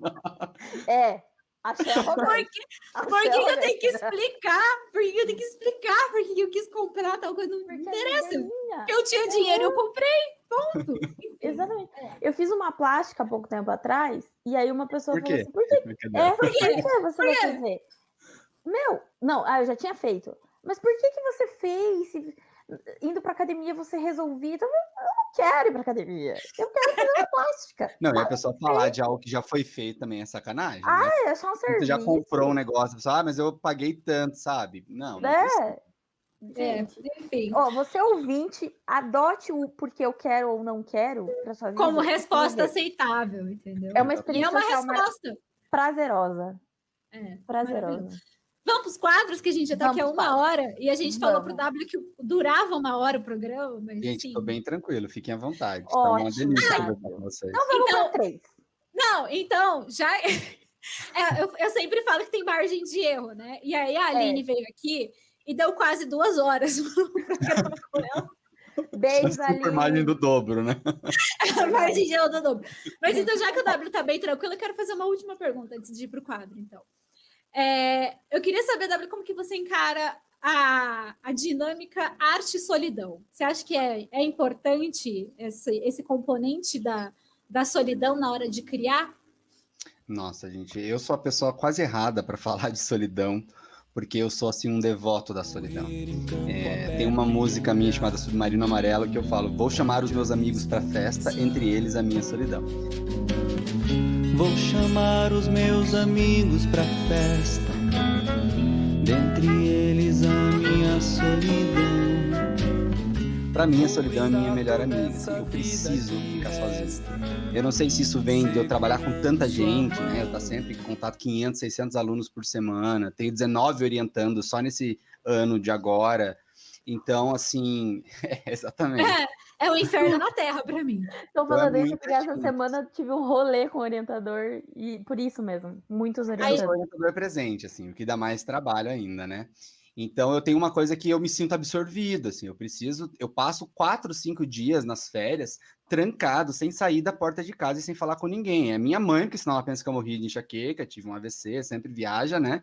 Então eu tenho até uma rede social só com ela, para que ela possa falar comigo, eu possa não olhar, porque se eu olhar que tem gente que mandou, eu fico, não, tem que responder, responsabilidade, né? Então eu não posso nem ver que tem.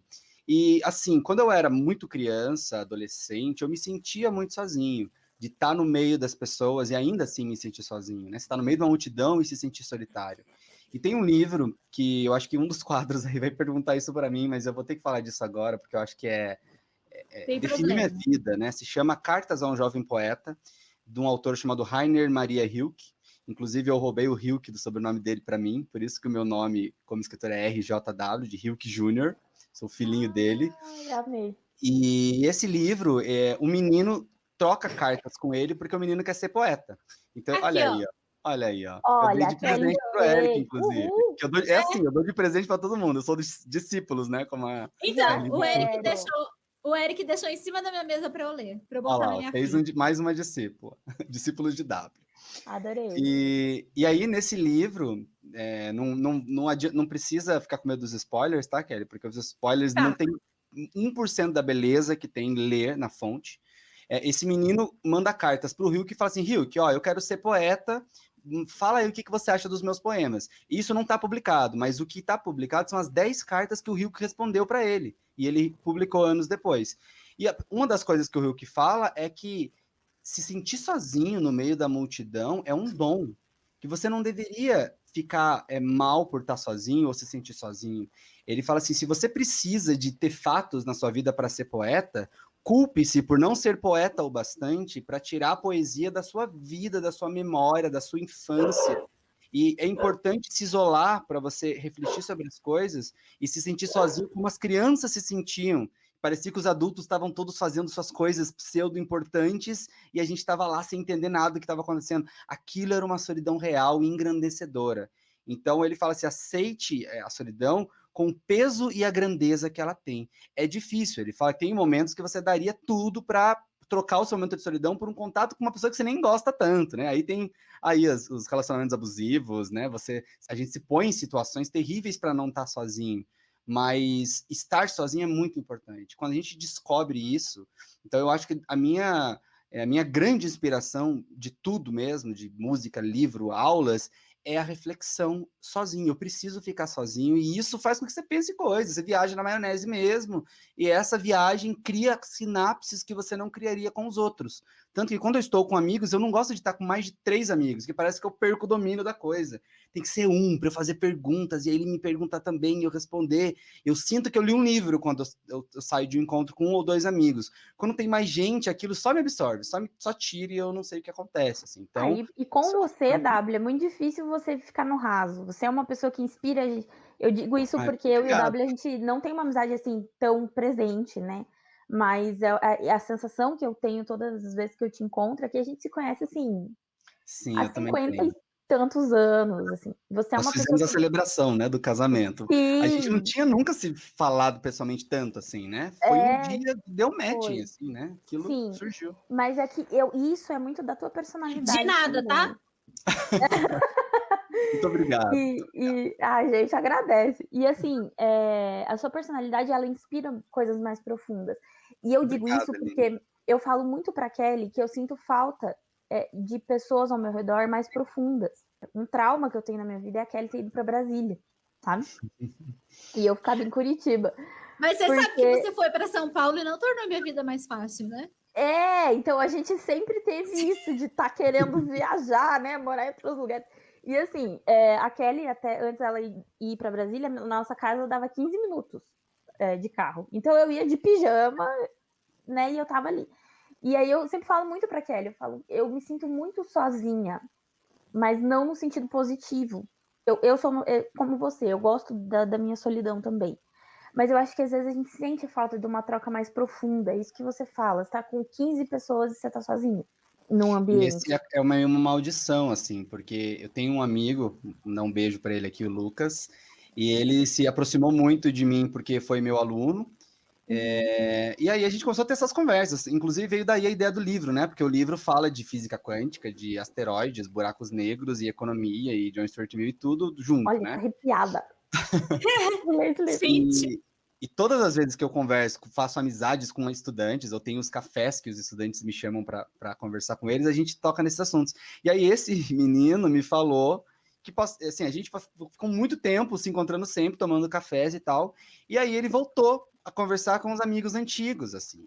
E ele se sentiu tão mal com os meninos, que ele falou, gente, esse pessoal só fala de mulheres, só fala disso e daquilo, é uma superficialidade, não vou citar nomes, né, para não colocar ele numa fria agora, mas ele ficou, assim, dizendo que ficou um vazio enorme naquilo ali. Eu me senti muito até um fácil pouco mal, porque afastei, né, porque é gostoso também só jogar papo fora, não tem que ser profundo, claro. não é muito aquilo que, eu quero ser profundo, vamos falar de filosofia. Mas é quase natural, assim, né? E aí esse tipo de coisa às vezes pesa também. E isso é muito confundido com arrogância. É e não é verdade. arrogância. é que, assim, é o que você falou. Eu e a Kelly, a gente fala super de futilidades, assim, normais, né? E até a gente tava brincando antes de começar a gravar que a gente tem se falado o dia inteiro. A gente já se falava muito antes, agora a gente trabalha juntos, a gente fala o triplo, né? Enfim, a gente tem as nossas futilidades. Mas eu acho que só futilidade também É a Não coisa do preenche. equilíbrio, né? A não gente tem que ouvir preenche. Sandy Júnior em algum É. momento do dia, né? Claro, claro. Você tem que falar, tipo, meu guarda-roupa quebrou, entendeu? Lógico. Mas é essa troca um pouco mais profunda que às vezes fica muito no superficial. E é isso mesmo que o seu amigo passa, né? Eu vejo, às vezes, assim, que eu sou uma pessoa muito comunicativa, então geralmente eu tô rodeada de muitas pessoas, assim. Mas essa sensação de solidão em meio à multidão é o que você falou, é uma maldição. Porque você fala, meu, E por outro né? lado, né, assim, a nossa experiência de nascer é só nossa. A nossa experiência de morrer é só nossa. Então, a realidade, se é que existe uma verdade em si, uma das verdades é que estamos sozinhos, né? Então, por mais triste às vezes que seja estar sozinho, estar em contato, e às vezes a pessoa olha no espelho e ela não gostaria de ver aquela imagem. E esse é um problema, né? O se aceitar como você é muito difícil. Só que eu acho que eu prefiro uma verdade triste do que uma mentira alegre, assim. 1000 Então, vezes. eu me sinto mais feliz de ter entendido um pouco da ideia da vida. Quando, por exemplo, eu perdi esse meu amigo e eu estava com ele no momento da passagem dele, e naquele momento eu senti que eu vi uma coisa. Não sei explicar o que é, não sei colocar isso em palavras, isso deve estar em tudo que eu escrevo, eu não sei dizer, mas eu vi um pedacinho da verdade. E ele estava ali naquela viagem dele, indo embora sozinho, como tem que ser, porque é assim. E todos nós vamos passar pela mesma coisa, né? Então, a solidão eu acho que é uma dessas verdades, de que tem que aceitar como é. Não é uma questão de, é bom, é ruim. É como nós somos. Quando por exemplo, se eu chegar, encostar no braço da Kelly, ela não sente a mim. Ela sente a sensação na pele dela, eu tocando ela. Mas em termos de corpo, estamos todos completamente isolados. Eu posso tentar explicar o que eu penso, vocês falarem o que vocês pensam, mas a gente nunca vai estar na mente do outro. Então imagina, né? Somos todos microcosmos isolados de todo mundo, assim. E isso dá E ao mais mesmo beleza para os encontros também. E ao mesmo tempo juntos, né? É bem a física quântica que você falou mesmo. É um paradoxo existencial. E eu acho que a pandemia veio muito para mostrar isso, né? Que a gente está sozinho e é isso. A gente tem que gostar do que vê no espelho, assim. A gente tem que gostar da nossa própria companhia, porque nesse momento, por exemplo, é tudo que a gente tem, né?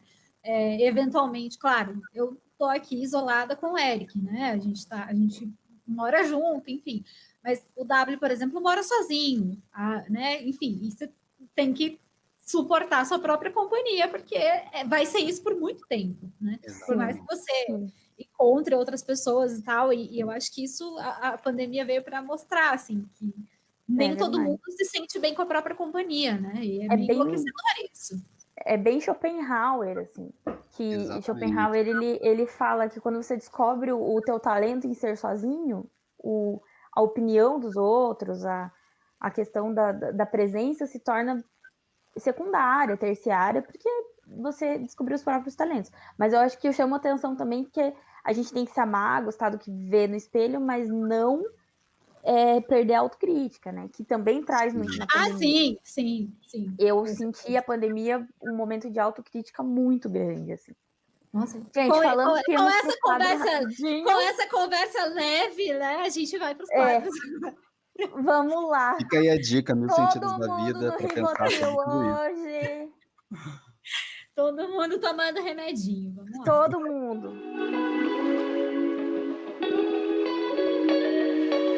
Vamos para o primeiro quadro. O primeiro quadro é o livro de cabeceira. É uma indicação de livro que você já leu, que você esteja lendo, enfim, que você indica para quem estiver ouvindo. Vou deixar a Eline falar primeiro para o W convidado pensar, né? Porque a gente não passou para ele os quadros. Eu vou. Então, assim, não foi pensado previamente, mas enquanto o W estava falando ali sobre algumas questões econômicas, sobre a questão do preço e tal, eu lembrei de um livro que eu gosto muito e que tem até o filme, que é Ensaio sobre a Cegueira, do Saramago. Meu Deus, Saramago, paixão total. Sim, muito bom. E temos o livro também com o Mark Ruffalo, nosso querido Hulk. Temos o filme, aliás. E ele fala sobre muito, assim, como a sociedade no meio do caos, né? Ela cria os próprios valores, os próprios preços, oferta e procura. Mas eu já alerto que é um filme que você não pode estar num momento muito depressivo, com o emocional muito abalado, que ele é muito Exato. forte mesmo. Eu passei meses, assim, muito tocada pelo livro. E primeiro eu assisti o filme, depois eu li o livro, então ambas as coisas são bem incômodas, mas fica aí a dica. E fala muito sobre essa questão econômica social que o W estava falando já mais no começo. Eu também, inspirada nessa conversa, eu lembrei não, né? Porque eu estou lendo o livro atualmente, né? Mas eu estou lendo um livro muito bom que se chama Tirania do Mérito, é do Michael Sandel, que é o mesmo autor de Justiça. E o livro é muito bom porque ele fala sobre a meritocracia como política pública e o quanto isso pode ser prejudicial. Enfim, eu estou achando o livro muito bom. Eu não tenho conseguido me concentrar muito nele nas últimas semanas, porque ele é um livro, né, filosófico, enfim, você tem que prestar atenção, né? E aí eu ando com a cabeça meio cheia, então não estou conseguindo prestar muita atenção nele. Então eu meio que deixei ele um pouquinho de lado, mas ele é muito bom porque eu quero. Deixei ele de lado justamente porque eu quero me concentrar bem quando eu for terminar. E é um livro excelente, assim. Posso falar dois, gente? Pode. Então, assim, um que tá entre parênteses que não conta, tá? É o meu, Mil Sentidos da Vida. Pra vocês entrar em contato com todas essas coisas que nós comentamos aqui. Depois me conta lá no Instagram do Professor W. Mas os livros que eu gostaria de indicar, um é um livro de literatura e outro não. O que não é de literatura, que eu acho que tem tudo a ver com muito do que a gente disse aqui, se chama Breve História de Quase Tudo. O autor é o Bill Bryson. Esse livro, ele conta a história da ciência de tudo, assim, desde tudo que a gente sabe sobre o núcleo da Terra, a vida, como ela surgiu, essa questão da física quântica que eu comentei, até como é que a gente mede a distância da Terra para a Lua, mas tudo de uma maneira assim, muito tranquila, para mostrar que a ciência não é aquela coisa absurda e avançada que a gente imagina. Por exemplo, um dos exemplos que esse livro dá, e eu conto isso no livro do Mil Sentidos da Vida, sabe aquela imagem, não sei se vocês lembram, lá da escola, do livro de ciências, que a Terra está dividida assim, um quarto, né, um pedacinho, e dá para você ver o núcleo da Terra, não sei o que, não sei o que. Na verdade, a gente não sabe se é daquele jeito. Aquilo ali é só uma teoria. Se a Terra fosse uma maçã, o máximo que o homem chegou foi ultrapassar a casca da maçã. Para vocês terem uma ideia do quanto a gente conseguiu ter de tecnologia que entrasse na Terra para entender como são as camadas. No mais, a gente só supõe. Então, a ciência tem muito a ser avançado ainda, e muito do que a gente acha que é verdade hoje se contrapõe ao que achava que era verdade 100 anos, 200 anos atrás. Então, a verdade é uma coisa muito abstrata que a gente está circundando com a ciência, o que se torna muito legal ser cientista nos dias de hoje, né? Porque no começo do século XIX, parecia que a física estava estabelecida. A partir de agora, a gente só vai consolidar. Aí vem o Einstein e a gente começa a descobrir sobre a física quântica. Outra história, outra coisa, né? Maravilhoso. E o segundo livro é o livro que eu estou lendo agora, de um autor chamado Gabriel Garcia Marques, que todo mundo conhece pelo Gabo! Gabo, né? Mas eu não vou indicar os 100 Anos de Solidão, não. O que eu estou lendo agora é o Amor nos Tempos do Cólera. Ele conta a história, né, assim, né, através do romance, de pessoas que se apaixonaram e tiveram relações no tempo, mas de uma cronologia não certinha, né, uma coisa atrás da outra, um fato atrás do outro. Então ele está contando a história aqui, acontece uma coisa com esse casal, ele volta no tempo e explica como é que esse cara veio parar com essa mulher aqui, tinha um outro cara que era apaixonado com essa mulher, mas daí esse casamento não deu certo, esse cara foi, e mostra esses conflitos da vida que vão acontecendo, esses achados e perdidos que acontecem no caminho, e o amor como pano de fundo. Tá todo mundo perseguindo o amor de alguma maneira, mas a vida se encaminha, e aí a gente consegue perceber a genialidade do Garcia Marques, que você está lendo, parece que aquilo é uma biografia, porque é uma riqueza de detalhes da vida, da personalidade, que é incrível, assim, é muito incrível. Eu acho que o 100 Anos de Solidão ainda está no lugar maior, é por isso que ele ganhou o Nobel, né? Mas o Amor nos Tempos do Cólera é uma obra que vale muito a pena. Eu tenho uma confissão a fazer, que a primeira vez que eu li 100 Anos de Solidão, eu não gostei. E aí, é sério. E Não, aí, depois de um Mas tempo, mas tá bom. a genialidade é só quando você termina. Eu falei isso pro Eric. é isso. Então, na verdade, eu li ele uma vez só, né? Mas assim, eu comecei a ler, eu fiquei tipo, por que diabos que todo mundo ama esse livro? Eu fiquei com essa sensação. E aí eu me toquei que eu tava lendo errado o livro, entendeu? Eu tava lendo com uma cabeça muito sistemática, assim, sabe? Eu tava esperando o lead, né? Eu tava lendo com uma cabeça Aham. muito jornalística. Eu tava esperando ali a informação, o lead, a história, o moral da história.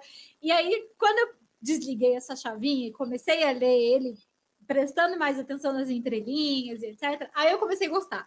Então, eu tenho essa confissão para fazer, que eu comecei a ler 100 Anos de Solidão errado. O E meu uma dica favorito para do quem vai Gabo. ler. Desculpa, pode falar. Ah, não, sabe? O meu favorito do Gabo quase ninguém cita. Assim, eu particularmente nunca vi. Mas eu amo Memórias das Minhas Putas Tristes. É assim, amo. Pra mim, claro, né? Temos aí o 100 Anos de Solidão, tudo bem. Mas o Memórias das Minhas Putas Tristes acho que talvez seja o menor que ele já escreveu. Mas eu gosto muito daquele livro, muito mesmo. E o que eu ia falar para quem ainda está pensando em ler O 100 Anos de Solidão, né? Que já pegou aí a dica da Kelly. A dica é, quando você termina o livro, é que você entende o título do livro. E a genialidade está aí, eu acho. Assim. Exato. É verdade. É tudo muito genial. Que é tão genial que é incompreensível no primeiro momento. O que esse cara está descrevendo tanto, esse negócio? Nossa, Viagem, né? isso! É isso! Eu fiquei com Exatamente. essa Acaba, sensação. Eu você tive a tem sensação certeza do que Machado ganhou de o nome. Assis, assim.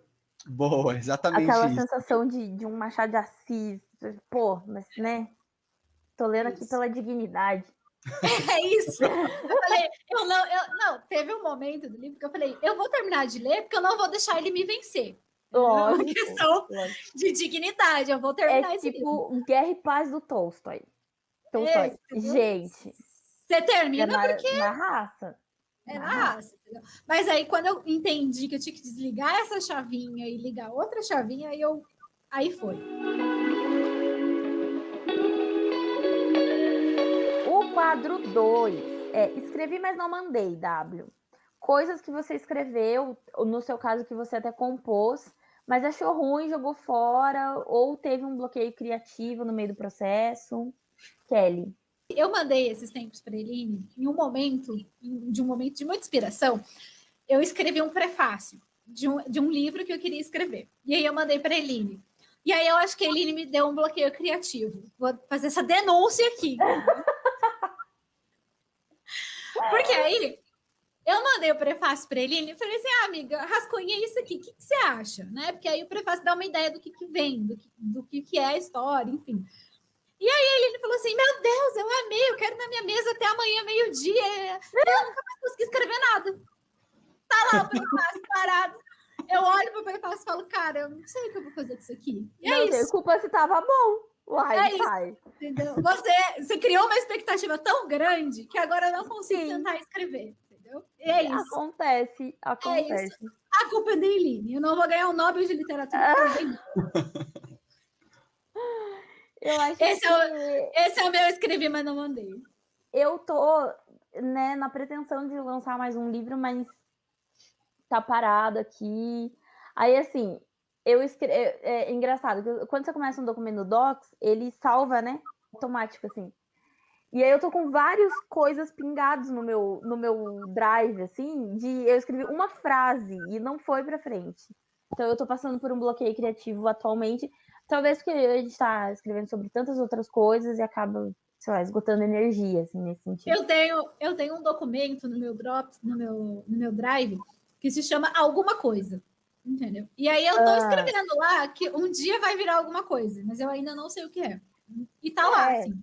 Tem umas 3 páginas de coisas muito soltas, assim, que não tem ligação uma coisa com a outra, mas um dia vai virar alguma coisa. Vou começar a depositar num doc só, né? Porque daí fica organizada, é verdade. W. Olha, o meu bloqueio tá no outro plano, então não posso nem culpar o culpado do bloqueio.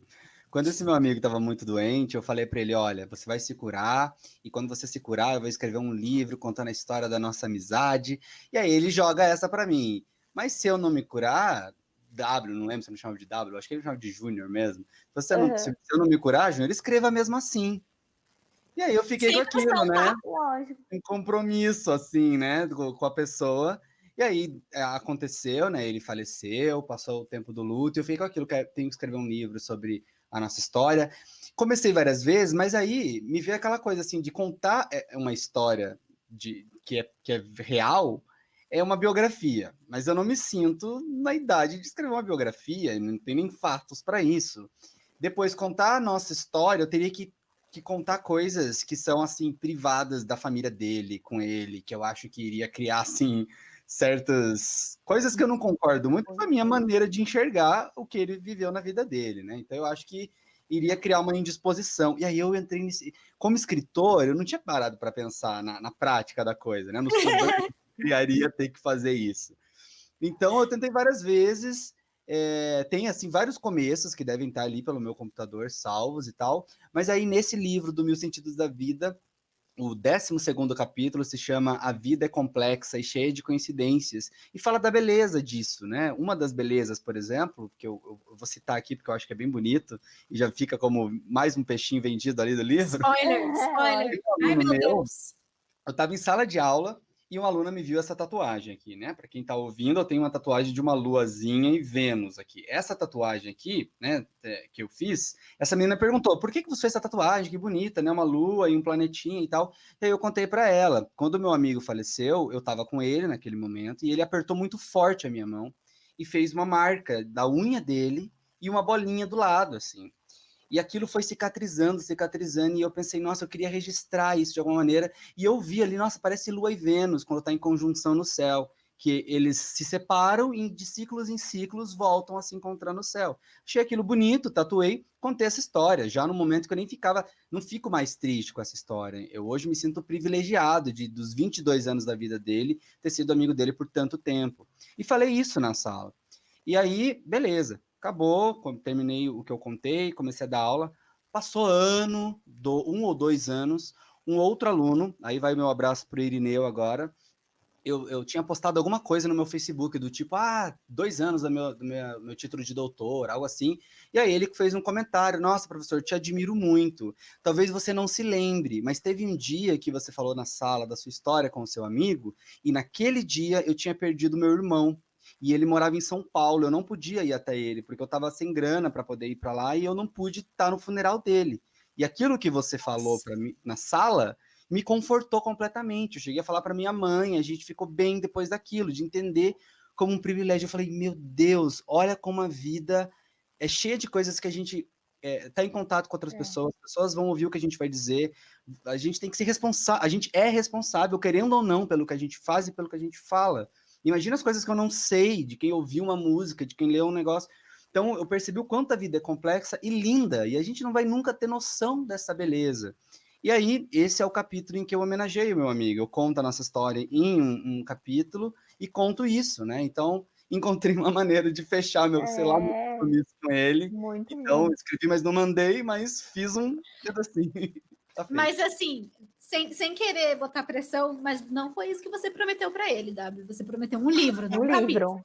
Eu quero livro. Eu quero livro quero livro Na minha amanhã na minha mesa. Não tem querer, não. Deixa quieto, tá certo. Por que não, né? Não vou fazer, por que não? Aprendi que Porque eu não quero. Porque eu não quero. Eu É não vou fazer porque eu não quero. Muito bom. Exato.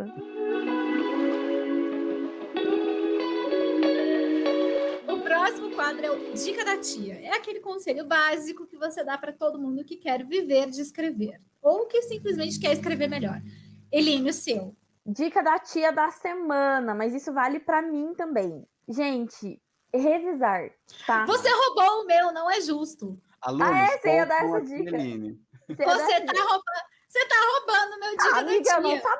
eu não sabia, mas é que essa semana realmente, mas é imaginável. Gente, eu cometi erros tão tontos essa semana Não, no mas não trabalho. foi só você.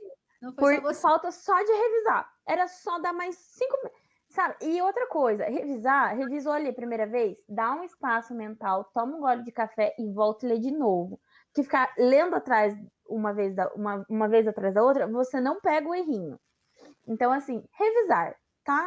Mas assim, espaçado, com mais calma. Claro que às vezes a gente tem uma pressão ali, né? Tem que entregar em 2 segundos ali e tal. Ai, tá. Vai dizer que eu fico te pressionando. Não, né? você não, mas às vezes acontece que a gente tem que Que a gente tá com o horário apertado, né, gente? Mas, tá. assim, revisar é sempre saudável, evita erros medíocres.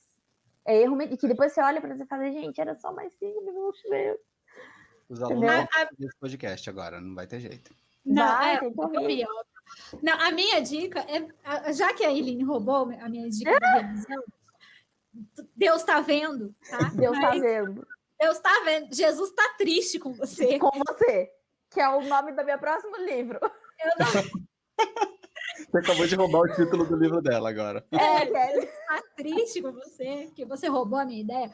Mas a minha dica é assim, gente, vamos prestar um pouco de atenção com a concordância. E assim, a frase, ela tem que ter um começo, ela tem que ter um meio e ela tem que ter um fim.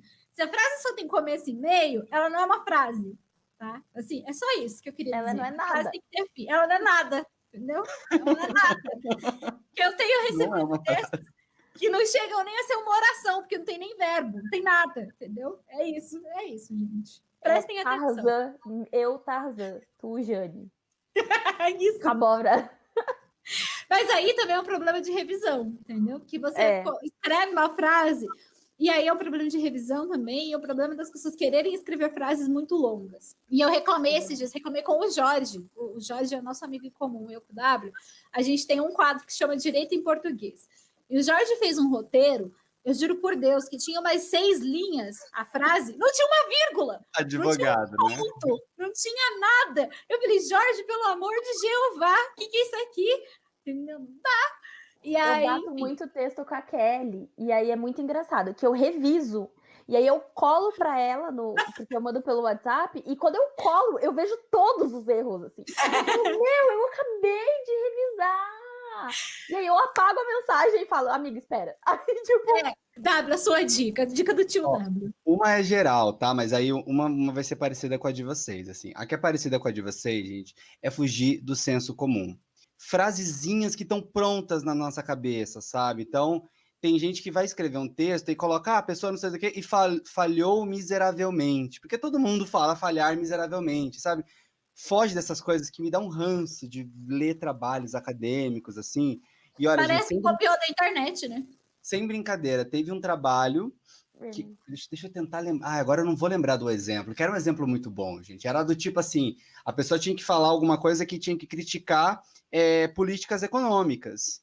Mas a pessoa colocou, fez o texto e no final colocou uma frase de efeito, assim, de político que só rouba, sabe? Tipo, só rouba, tipo, volta pra culpa, entendeu? Esse tipo de coisa. Então, pra ver se essa frase... E às vezes a frase parece que é da tua cabeça.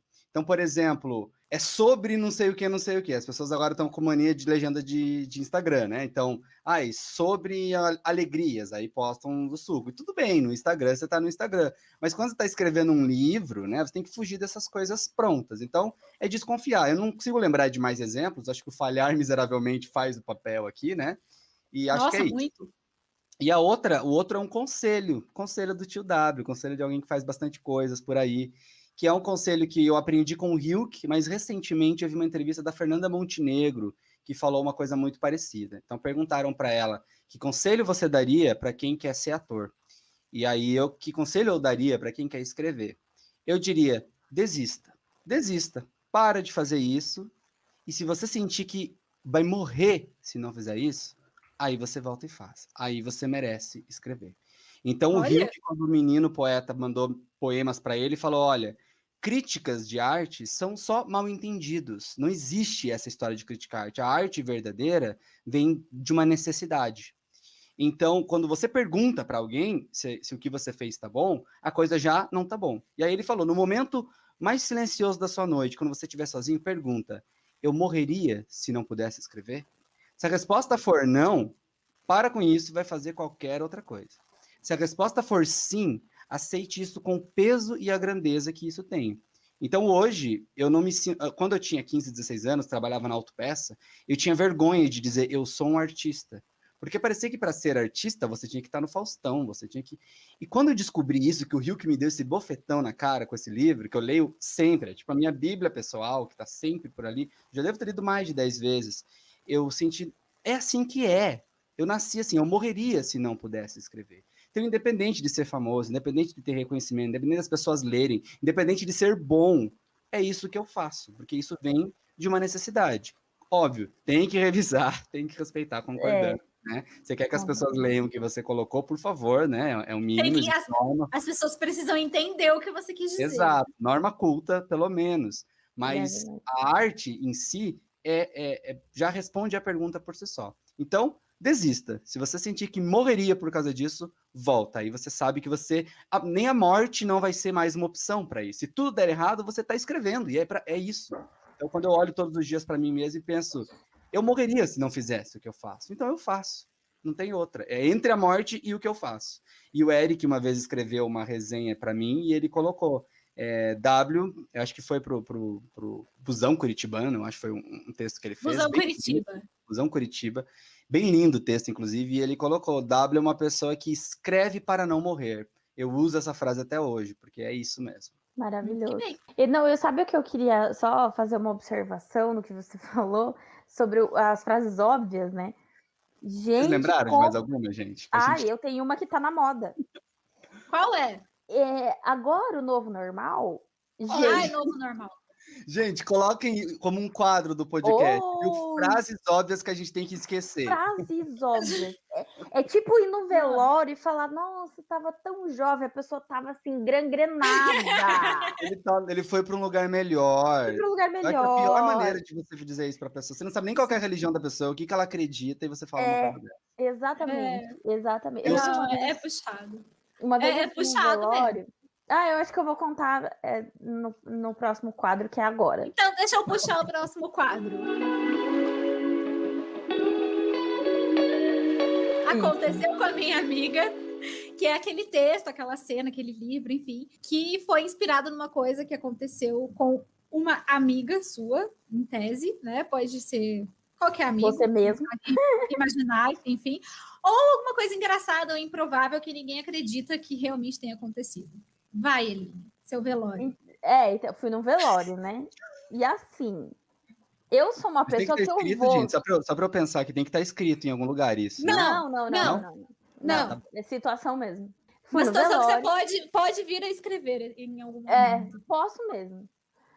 Eu trabalhava com um padre, e eu trabalhei com padres há muitos anos da minha vida, e aí a avó dele tinha morrido. E aí ele pegou e falou assim, Eline, você pode me levar de carro? Porque eu tô nervoso e tal, né? Fui criado pela avó, basicamente. Falei, não, claro, fulano, posso levar. Não vou citar nomes, porque ele é muito conhecido aqui em Curitiba. E aí levei ele lá.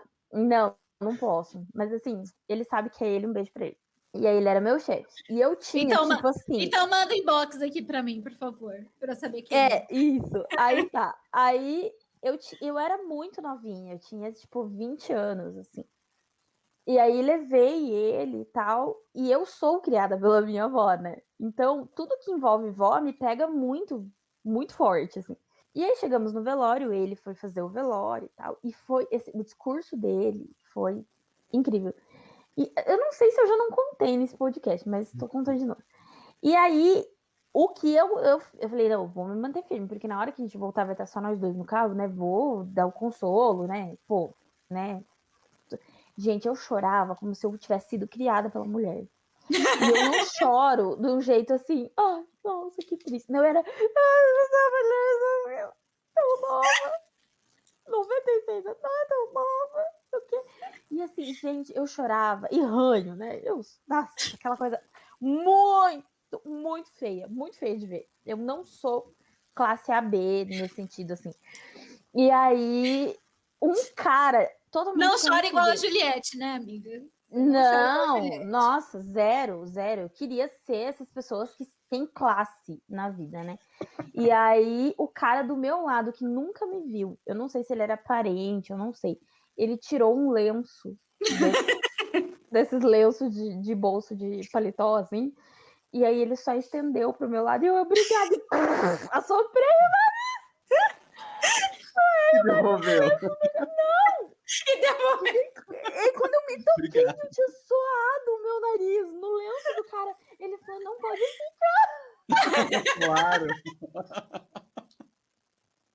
O cara me viu uma vez na vida e eu sou Você não era. Você não conhecia a pessoa que morreu. Não, Excelente. não. Resumo da história: o meu ex-chefe teve que voltar dirigindo porque eu estava Que absurdo. Gente, isso que é empatia. Juro, eu Amiga. não posso ir em velório. Eu não preciso conhecer o morto. Amiga. Eu sofro muito em velório. Empatia. Empatia, porque eu penso assim, gente, olha essas pessoas aqui, elas perderam uma pessoa que elas amavam. E agora, meu, essa pessoa deixou o quê? Contas a pagar, ela não tava planejando morrer e agora ela morreu. Nossa, aquilo vai entrando em mim, cara. E aí, Aquele- o mais legal é que tá todo mundo segurando a onda, entendeu? E aí, E a pessoa aleatória, Aleatório. todo mundo E fica assim, triste. vocês já leram aquele texto que o Pedro Bial fez quando aquele cara do Cacete Planeta morreu, que eu esqueci o nome dele agora? Bussunda? Que se chama, que o Bussunda morreu, que ele fez o texto Filtro Solar. sim. Depois que eu li ele? aquele. Foi, aham. Eu não E sabia disso. aí, é lindo o texto. E aí, Uhum. quando eu tô em velório, parece que vem a voz do Pedro Bial na minha cabeça, assim. Sabe? Pedro Bial, você que tá ouvindo o podcast Pedro aqui, ó. Bial, esperamos você aqui, tá? Amiga. Gente, eu sou essa pessoa no velório. Total. E eu não preciso. Ainda bem que eu não te levei no velório da minha avó, viu? Nossa, e eu ia. Lembra que eu falei que eu ia? sei Eu que não você fui porque eu ia. tava operada. Gente, Nossa, eu não ainda passo bem. Eu sou péssima, péssima, péssima. Mas assim, é genuíno, tá? Eu sofro de verdade. Entendeu? Ok. O meu aconteceu com a minha amiga, foi o que aconteceu com uma amiga mesmo, né? Eu fiz um comentário muito maravilhoso com uma amiga minha, e agora o mundo dá voltas, né? E agora eu fui vítima da mesma espécie de comentário.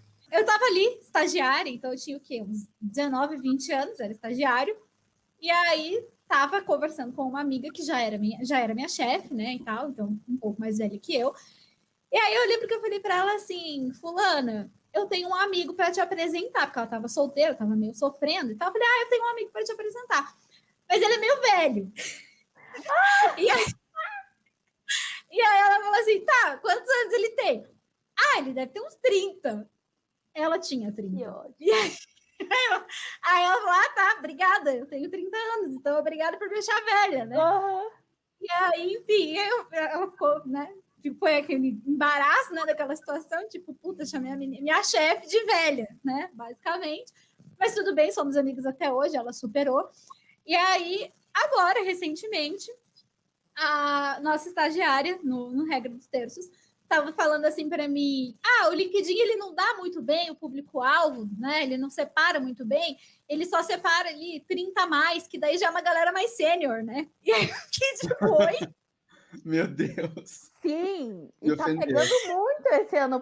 Eu e a Kelly temos a mesma idade. Eu fiquei tipo, oi? Sênior? Como assim sênior? Eu tenho só 30 anos, gente. Para, enfim, é isso. Então, o mundo não, mas capota. a minha semana retrasada, minha amiga falou isso. Ela tem 18. Beijos, Laura. E aí ela falou. Muita humilhação de de amigo velho, nessa porque idade. tal, e ele tem 30 anos. E daí? Tipo... Não, e assim, a nossa régua, ela vai subindo, né? Conforme a gente vai ficando mais velho. Então, quando eu tinha 20 anos, 30 anos, era tipo, né, velho caquético já na minha cabeça. E aí eu fui ficando mais velha, eu fui chegando perto dos 30. E aí é super jovem, né? Uma pessoa tá no auge da juventude. E aí, esses dias eu tava falando com o Eric de alguém, não lembro. E aí eu falei assim, nossa, mas essa pessoa é tão jovem. E aí ele falou assim, não, essa pessoa não é mais jovem, essa pessoa já tem 57 anos. Eu falei, você tá jovem? Eu acho, com certeza. Não, minha avó tem 84. Minha avó tem 84. E ela fala, isso é coisa de idoso. Então. É isso. A nossa régua vai subindo, né? Vai. Eu tenho a avó de um amigo meu, ela tem 92. E ela fala assim, fulano, você jogou na Mega Sena pra mim essa semana? Desses tempos atrás ele falou assim, vó, por que você quer ficar rica? Daí ela fala, porque eu quero curtir minha vida. E assim, é isso aí, velho. Entendeu? Mas você sabe, eu tenho uma ótima sobre isso também que eu lembrei. Que eu tava conversando com a minha sobrinha tem 8 anos, a mais velha. E aí eu tava conversando com ela esses dias, né? Que eu liguei para ela e tal, pra gente conversar. E aí eu falei assim, e aí, Lele, o que você tá achando da aula, né? Tá com saudade da escola e tal, porque ela não gostava muito de ir pra escola, não. Ela falou, ai, tia, eu tô morrendo de saudade de ir pra escola e tal, e não sei o quê. Não, ai, eu não aguento mais essa pandemia, tia. Aí ela falou a seguinte frase, tia, eu quero curtir a minha vida, eu não quero só ficar assistindo desenho. Aí eu falei assim, que vida, menina, você tem 8 anos de idade, você quer curtir o quê? Meu Deus, essa menina. Maravilhosa. E você, W? Bom, só complementando a coisa do meia-idade, aí da meia-idade não, né? Do velho, porque isso que eu ouvi essa semana que tá na minha mente, agora vocês falaram aí, eu tô na mesma crise. É alguma coisa que eu tava assistindo, não lembro nem se era um programa do Bial, algo assim, e aí alguém comentou, do tipo, não, o cara tinha, era um cara de meia-idade, tinha entre 30 e 40 anos. Aí bateu assim, eu sou um homem de meia-idade, e tô com isso Gente, na cabeça, então... não Estamos somos. todos no Meia conflito idade. dos 30 aí, gente. É muito estranho. Mas, É gente, puxado, eu né? vou dar um consolo pra gente, que isso me consolou. A adolescência, ela se estende agora até os 25 anos. Tá? Um pós-adolescente, então. Somos agora, estamos virando adultos. Mas eu não sei se pra vocês, assim, né? Claro, cada um dentro do seu espectro, da sua vida, da sua experiência.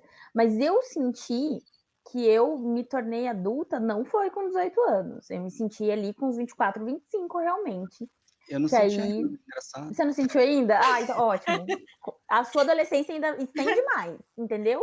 Então, Homem, né? assim, Homem é adolescente por mais tempo mesmo. mas assim, eu lembro que quando eu fui morar sozinha a primeira vez, aí eu dei. E eu tinha essa idade, 24 anos. Eu falei, não, agora não Agora- dá mais. Agora já Não, não. pra mim também. Eu me senti adulta quando eu saí de casa. Quando eu fui morar sozinha, entre aspas, né? Fui dividir com uma amiga.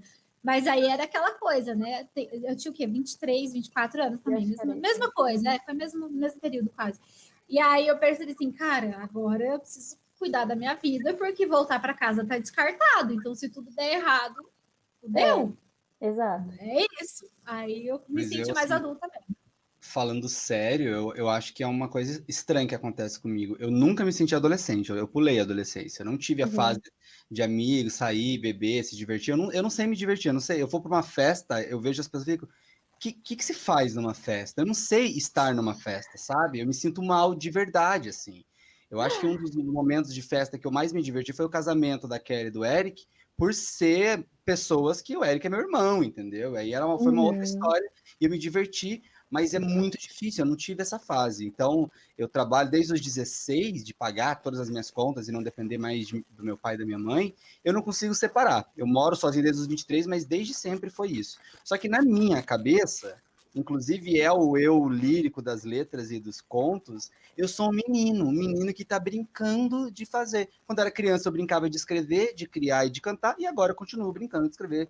Não mudou nada. E é muito estranho que eu tenho 33, 13 anos mais novo do que eu, meu pai estava me tendo, ou seja, ele já era pai. E eu não sinto que poderia ser pai de uma criança. Nossa, não mesmo. Deu.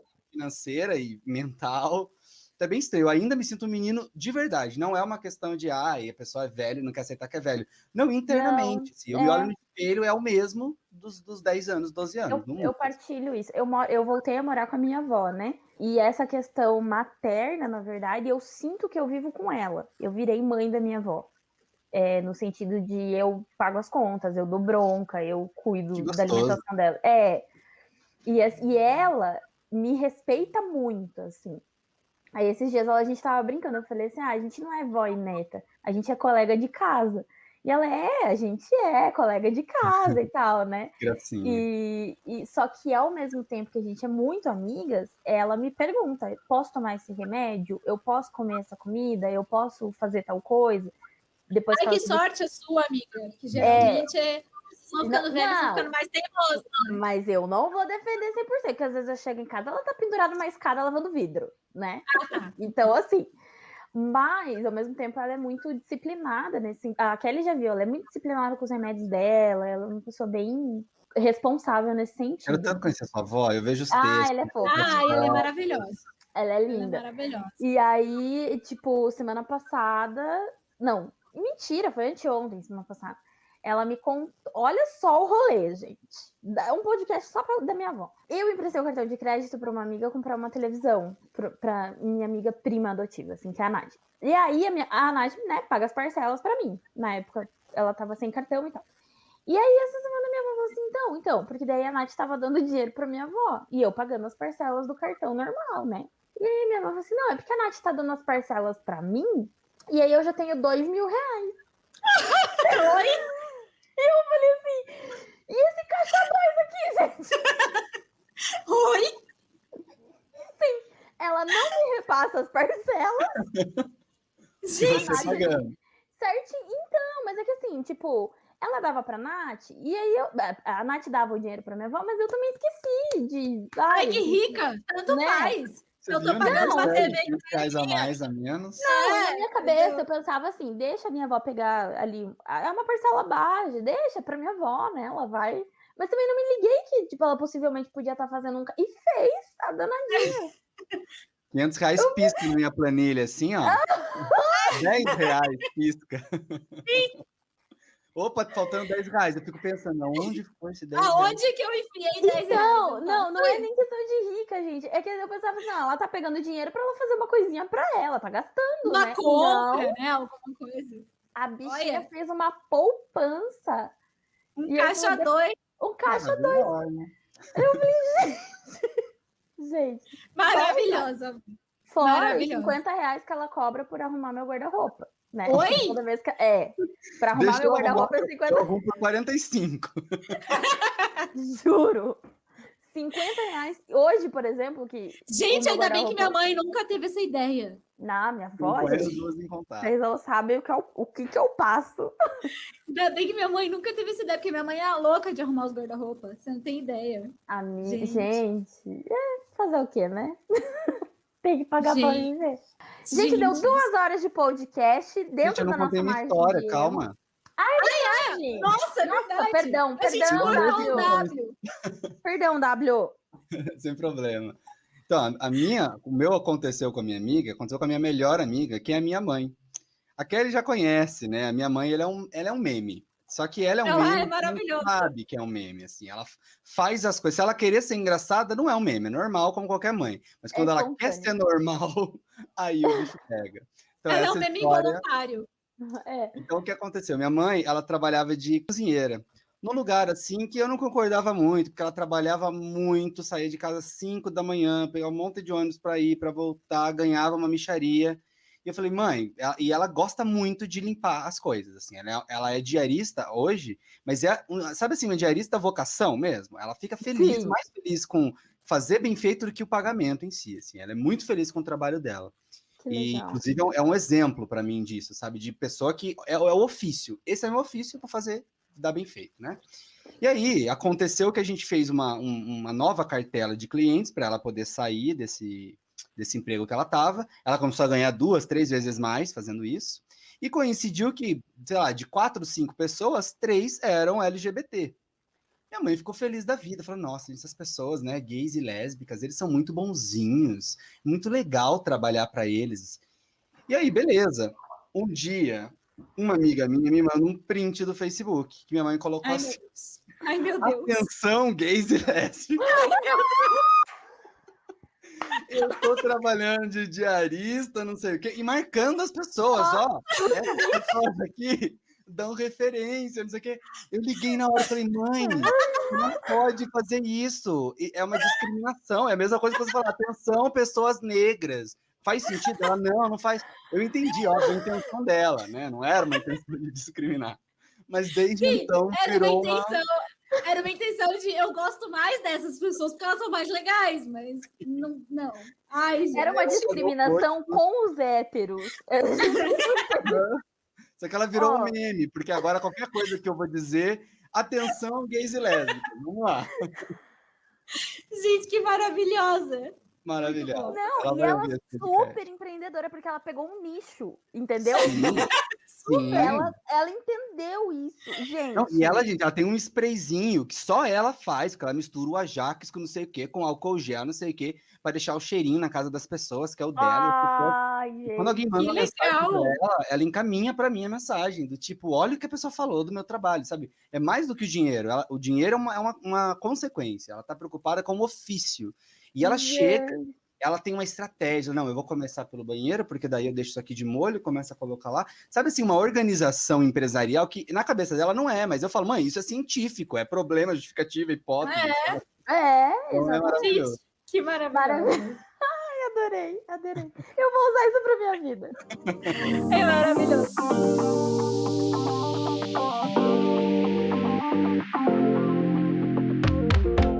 Maravilhoso! Gente, 2 horas aí de podcast, tá dentro da nossa linha de corte. Margem normal. de erro, entendeu? O O W falou, economista, ele entende de margem de erro, entendeu? W, a próxima vai ter que ser 6 horas ininterruptas. Isso. Porque com você, Olha, gente, foi muito legal. muito bom mesmo. Muito bem, obrigado. gente. Então, é isso, né? Eu espero que vocês tenham gostado da nossa companhia. Obrigado Mais uma por vez. estar ouvindo a gente. Mais uma vez, W, muito obrigada, tá? Volte sempre, a casa é sua. Isso, entra, tira o sapato, abre a geladeira. Com Eu certeza. que agradeço, gente. Muito obrigado. Foi muito, muito legal. Essas 2 horas aí passaram voando, né? Quando É precisarem, estou às ordens. Tem muitos assuntos pra gente falar. Com certeza, Muito com bem. certeza. De mapa astral até economia. De- Vamos Isso, lá. e a gente, Eu- e a Sandy gente falou, Júnior. a gente falou um pouco da Sandy, é verdade.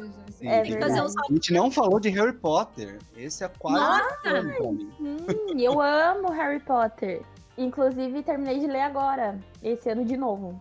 Que legal. Ai, adoro. Muito bem, gente. Então não esqueçam de seguir a gente nas nossas redes sociais. É @sonhos do avesso.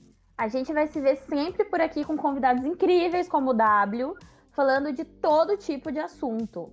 E você pode mandar sua sugestão. Entre em contato com a gente nas nossas páginas, no Instagram ou no Facebook, e diz pra gente quem e o que você quer ver por aqui nos próximos episódios. Não esquece de seguir a gente também nas redes sociais. Eu sou @li_carrano. Eu sou @Kelly Cadanos e W, dá suas arrobas também, faz o seu merchan. Se você gosta de música, é o @oficialw, mas lembrando que o W não é a letra W, é por extenso, então fica DABLIU. E de professor é @professorw.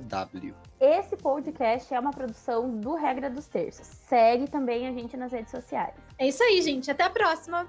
Tchau! Tchau.